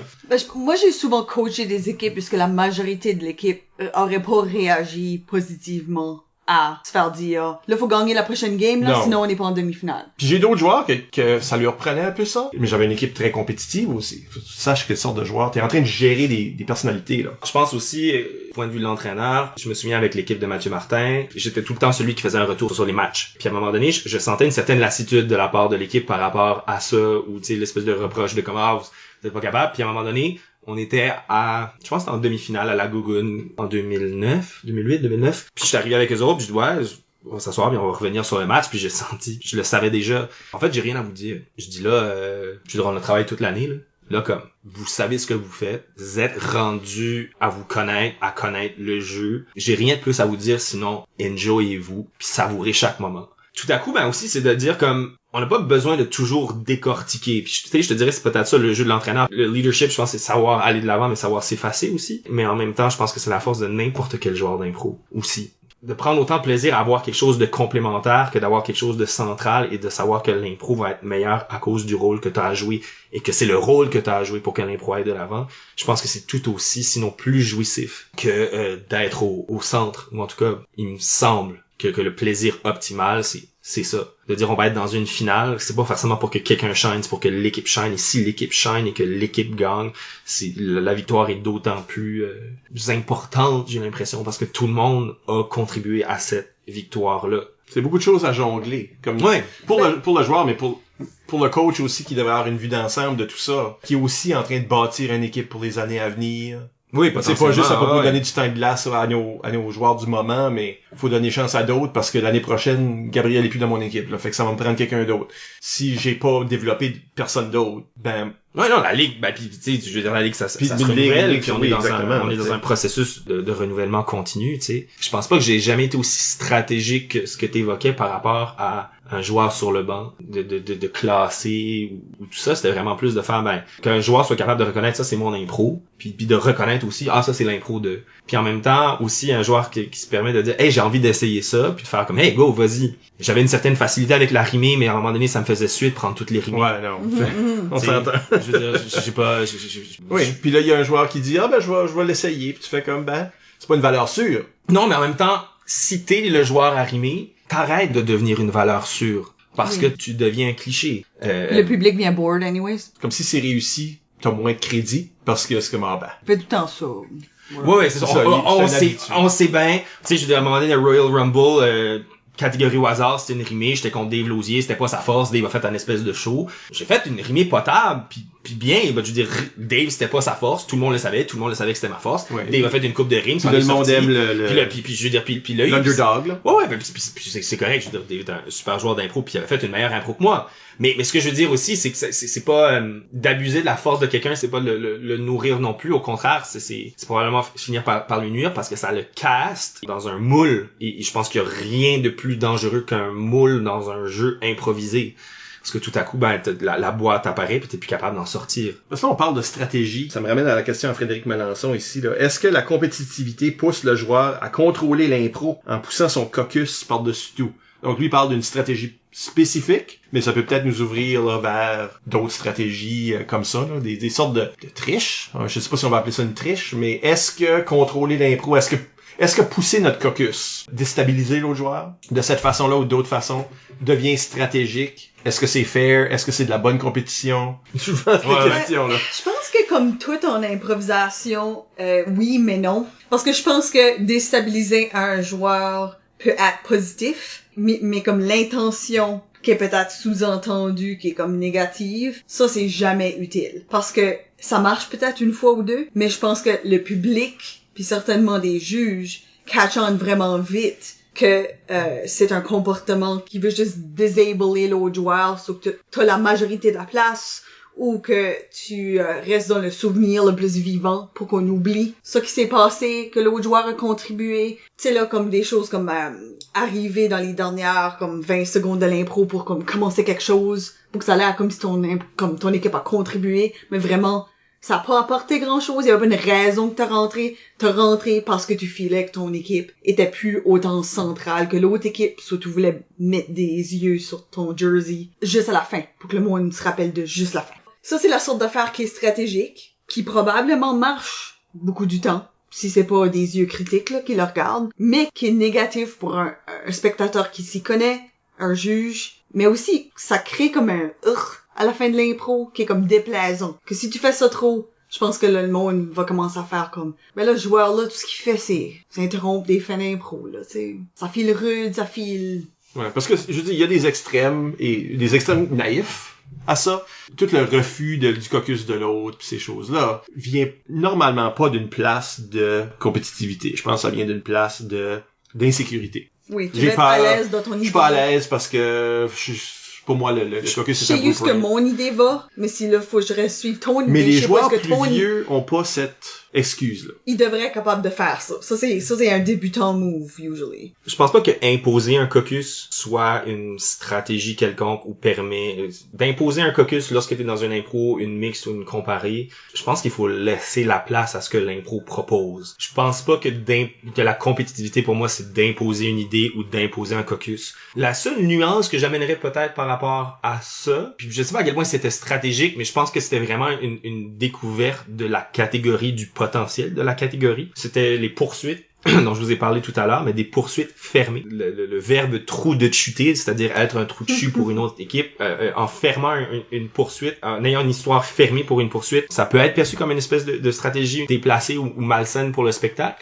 Mais je pense au contraire que c'est de tendre une perche aussi à une autre équipe puis de dire on vous a parti sur quelque chose, on a fini quelque chose, débrouillez-vous. Parce que c'est ton affaire de bas-moi, hein. Oui. Parce que il y a deux façons d'interpréter ces stratégies-là. Une, c'est bas-moi, et pas pareil comme le parfaitement toxique, là, ce shutdown. Oui, c'est ça. Je pense que la compétitivité toxique est nocive, puis d'imposer un caucus, je pense pas que ça assure le succès d'un impro, parce qu'un caucus peut être mauvais. Peu importe l'expérience, Oui. peu Je pense importe. pas non plus que imposer quelque chose est mauvais en soi. Imposer, c'est proposer. Mais insister. Une fois que l'impro s'en va ailleurs, puis tu veux ramener ton caucus, tu veux reforcer ton... C'est même pas nécessairement le moteur qui fait ça, là. C'est un joueur qui rentre sur le banc, qui veut... oh non, c'est plus notre caucus, puis là, il va, puis il essaie de redresser à l'encontre de qu'est-ce qui est organique. Ok, pourquoi tu fais ça? Penses-tu... Et je sais qu'il y a des joueurs qui pensent, là, l'impro est à la déroute. Puis j'essaie de la sauver. Moi, je pense que c'est ça que l'impro demande. Et ça peut être un bon réflexe ou un mauvais réflexe. Des fois aussi, c'est symptomatique du fait qu'ils ont pas écouté l'impro pis ils sont encore comme... Ils sont encore ils sont en train de jaser du caucus, puis c'est plus là qu'on est. Fait que ça serait une erreur. Mais il y a aussi la version compétitive ou toxiquement compétitive qui veut que c'est comme pour qu'on gagne, il faut que ce soit notre caucus qui prône, il faut que ce soit notre idée qui prône, comme ça on peut avoir le crédit pour la construction de l'improvisation, puis l'autre personne est juste réactive. Et là je vais retourner puis je vais ramener ça. Ou peut-être on avait un vraiment bon punch pour la fin, mais là ça s'en va plus vers là. Fait que moi je vais tout ramener ça parce qu'on veut le crédit pour un punch. Et c'est rare que ça marche. C'est ça. Puis je pense qu'à un moment donné au secondaire, pendant une certaine période, j'ai été ce joueur-là parce que je pensais que c'était une game, c'est ça, mais je me souviens de rentrer dans les impros en disant ok, l'impro s'en va nulle part, donc je vais souligner les erreurs qui sont en train de se placer et essayer de redresser l'impro et je vais aller m'asseoir. Puis arbitrer, là, tu rentres oui, ou quasiment, ou non, mais vous êtes debout dans le feu. Non, mais tu sais, puis je pense pas que ça aide non plus, ou tu sais, peut-être ça peut marcher une fois ou deux, mais à un moment donné, si tu deviens toujours ce joueur-là, premièrement, ton rapport au jeu, j'ai l'impression, devient un peu toxique au sens que au lieu d'accepter qu'est-ce qui se passe, t'es toujours en réaction contre, ou pour ramener, ou tout ça, alors que, tu sais, je veux dire, c'est pas intéressant, laisse la barque va peut-être couler, mais laisse-la naviguer, puis je veux dire, au pire, va ramer, mais essaye pas de tirer d'un bord, ou essaye pas de changer la voile du tout au tout, là. Je veux dire, c'est un bateau, là. Je veux dire, ça devrait pouvoir se gérer quand même, puis fais confiance aussi à la game, aux gens, au public. Même si ça arrive pas, c'est pas la fin du monde. Il y a une autre impro, ou il y aura un autre game, il y aura un autre match, tu sais, c'est pas... Autant je dis, c'est important la compétitivité, pas au point de couper l'herbe sous le pied d'une situation ou d'une improvisation dans le but de gagner. Je pense que c'est là où la compétitivité devient nocive. Si tu deviens un accessoire à faire gagner, plutôt que d'être dans une posture où tu veux te battre pour donner la meilleure improvisation possible, je pense que tu fais fausse route comme joueur. J'ai l'impression... Parce que ça permet de prendre des raccourcis. Parce que c'est un jeu qui permet des raccourcis. C'est un jeu qui permet de couper l'herbe sous le pied. Et si tu connais le jeu, tu as un certain regard là-dessus, mais comme public, tu l'as pas toujours. Et tu peux avoir quelque chose de très positif. Tu peux avoir un punch qui marche vraiment bien. La minute plate n'est pas nécessairement suffisante pour faire perdre le momentum à un match pour que le match en souffre. Et ça peut passer de façon invisible. Sauf que si t'arrives à être le joueur qui, au contraire, construit, c'est là où est-ce que tu vas voir aussi des matchs ou des improvisations qui deviennent plus grandes que nature. Tu sais, je me souviens d'une improvisation dans Mathieu Chalifou puis Joe McNally, puis il y avait comme des bébés dans une pluie de bébés, puis à un moment donné, il y avait un immense placenta qui avait descendu. Je veux dire, c'est surréel, là. Je veux dire, c'est pas, ils sont mis à manger le placenta. C'est vraiment... J'étais dans cette improvisation. Oui, mais tu sais, c'est gluant. Ouais, mais où je parlais de Fred Barbouchi tout à l'heure que j'avais vu, mais tu sais, il y avait une improvisation où est-ce que il était dans une maison, puis là, tout à coup, la maison s'envolait dans les airs, puis Fred Barbouchi était arrivé comme personnage secondaire, comme le facteur en bourre-fusil, parce que là, il était obligé d'aller livrer les lettres dans les airs. J'ai le vertige, moi, ça va pas de bon sens, pensez-vous vraiment que je vais monter là-dessus? Puis la situation qui déjà était comme surréel, devenait encore plus surréel parce que t'avais ce joueur-là très humain, réaliste, qui embarquait dans cet univers magique-là, mais qui ramenait à une espèce de réalité sans nier la magie de l'improvisation. Et tout à coup, ça créait un univers plus grand que nature et donnait, à mon sens, qui est optimal en improvisation, c'est-à-dire quelque chose de surprenant et quelque chose qui ne se peut pas, mais qui ne se peut que dans l'impro. Puis je pense que n'importe quelle forme de spectacle ou d'écriture a une manière d'être écrit, d'être raconté et qui lui appartient et une façon optimale de le faire. L'impro, c'est pas le théâtre c'est pas la télé c'est pas un roman c'est pas un sketch d'humour. Et de jouer dans ces cadres-là, de pousser l'écriture plus loin avec les mécanismes qui sont en place, de jouer là-dedans, je pense que c'est ça qu'il faut arriver à pousser. Puis je pense que la compétitivité, particulièrement dans un environnement de compétition, de spectacle, tel que le propose l'impro, ça devient un moteur important duquel on devrait se méfier, mais duquel on devrait pas absolument se passer. Je pense que pour moi, la manifestation comportement de la compétitivité, c'est la panique qui vient avec pas truster le fait que l'impro va être OK. Être dans une dramatique, puis là, le public rit pas, puis là, tu stresses, puis là, t'es comme, on va perdre du site parce que le public est pas en train de rire, tu paniques, puis tu rentres, puis tu fais quelque chose qui est peut-être contre ton, c'est là, qui est peut-être gratuit, qui est peut-être parce que t'as paniqué que le public est pas en train de rire, et donc t'es pas en train de gagner. Je pense que ça peut être, ça c'est probablement, pour moi, la manifestation la plus régulière. Ça reste compétitif comme format. Donc, ce qui est difficile et abstrait pour les joueurs, surtout au début, de comprendre, puis d'assimiler, puis d'intégrer, c'est que faut pas que tu essaies de gagner, faut que tu essaies de donner un bon spectacle, et si tu donnes un bon spectacle, tu vas gagner. De renverser le schème, si on veut, ou ce que tu essaies de faire va te faire gagner, mais ce qu'il faut que tu essaies de faire, c'est quand même la chose qui va te faire gagner, pas l'acte de gagner soi-même, pas l'acte de gagner des points, pas la fixation sur quelle impro j'ai gagné, qui a eu l'étoile, ces choses-là, qui est la version égoïste de la compétitivité, là. Ouais, un mérite personnel, là. Une étoile, une victoire, c'est toujours un boni. J'étais un joueur qui suivait ses stats. Mm-hmm. Mais je suivais pas nécessairement mes stats pour savoir est-ce que j'ai plus gagné ou perdu ou est-ce que je suis meilleur que d'autres ou c'était plus de savoir comme OK, dans combien d'impro j'embarque par match, est-ce que j'embarque trop, est-ce que j'embarque pas assez, qui dans mon équipe, est-ce que qui est le plus effacé, qui mériterait peut-être d'avoir plus de place. J'ai jamais aspiré à être le joueur avec le meilleur rapport, j'ai jamais aspiré à être le joueur le plus puni. En même temps, faut pas que la compétitivité amène à une rigidité. Je pense qu'il faut que se méfier de la rigidité et de la formule. Peu importe comment on regarde le jeu. Je me souviens d'une improvisation à la manière de Agatha Christie. Puis j'étais avec un joueur, puis moi j'aimais bien Agatha Christie. Puis à un moment donné, au début de l'improvisation, je voulais respecter le ton qu'il peut y avoir dans Agatha Christie, particulièrement Hercule Poirot, parce que Miss Marple sus. Mais mais j'étais clairement avec un joueur qui avait pas, soit qui avait pas lu, qui connaissait pas, ou qui était pas intéressé à aller là-dedans, qui était plus intéressé par une parodie. J'aurais pu me battre contre. À un moment donné, j'ai décroché de cette catégorie-là, j'ai juste fait comme, OK, c'est là que tu vas aller, on va y aller. Tu vas aller dans une parodie, on va aller dans une parodie, et tout à coup... Parce que ce point-là, de toute façon, c'est deux impros en silo qui veulent pas, se marier. C'est qui embarque ou qui embarque pas. Puis à un moment donné, c'était comme, OK, ben, tu veux pas jouer, ben, je vais jouer avec toi, puis je vais te battre à ta propre game. Puis tu sais, je veux dire, t'arrives à un moment donné, une espèce de réplique de gros bon sens, mais qui a vraiment punché, puis on a gagné l'improvisation. Puis c'est pas parce que j'ai gagné que l'improvisation est un succès, mais c'était juste aussi de dire, tu sais, si j'avais embarqué dans une rigidité que je m'étais frustré, à un moment donné, le spectacle aurait été perdant. Puis même si, à la limite, il avait gagné son improvisation avec ça, ben, probablement que ça aurait été, tu sais, je dirais, il aurait juste fait une meilleure impro que moi, mais au moins, à un moment donné, je l'ai suivi, puis je me suis pas encarcané. Puis je pense que c'est ça. L'encarcanement amène à un moment donné à plein de limitations, puis des limitations des fois qu'on s'auto-accorde. Puis je pense que c'est un piège par rapport au jeu, parce que se permettre quelque chose, ça veut pas dire non plus faire n'importe quoi. C'est-à-dire, ça vient toujours avec une responsabilité. Je pense que la compétitivité peut nourrir ça aussi. C'est-à-dire, je vais pas faire n'importe quoi pour faire n'importe quoi. Je vais pousser, je vais peut-être me tromper, je vais me permettre de me tromper, mais de là à dire je vais faire n'importe quoi parce que je care pas, je pense que tout à coup, ça brime. L'impro meurt, ou l'impro devient plate. Je pense qu'en conclusion, on met la compétition sur différents focus selon le cas. T'sais, on le décrit de différentes façons.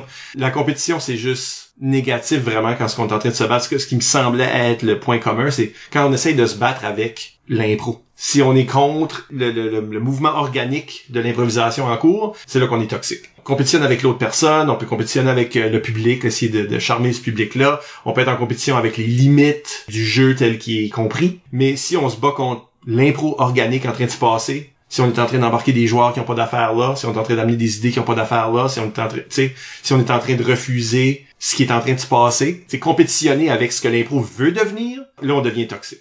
Là on devient destructif à qu'est-ce qui se passe. Ouais, c'est-à-dire c'est un jeu avec des règles. Du moment où on triche, c'est plus du jeu. On vous rappelle que vous pouvez nous laisser des commentaires par courriel au improvisationnb@gmail.com, sur le blog d'ImproNB ou impronb.wordpress.com ou sur les médias sociaux.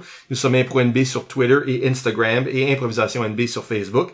Écoutez tous nos épisodes au complet par l'entremise du blog, Apple Podcasts ou iTunes, Spotify ou YouTube. Encore une fois, merci à Gabriel Robichaud pour s'être prêté à l'exercice. Merci à vous autres. Merci Isabelle. Merci Michel. Et à la prochaine pour un autre entretien avec une vedette de l'improvisation.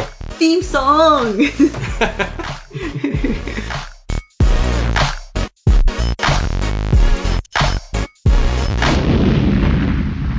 Ok, mais là, t'as honte. Qu'est-ce que tu fais? Je vais peut-être avoir honte des fois aussi. Ça se peut. Ta voix de grande tristesse, go! Ah, je pense pas que j'aurai de grande tristesse. Ok. T'as pas vu les questions?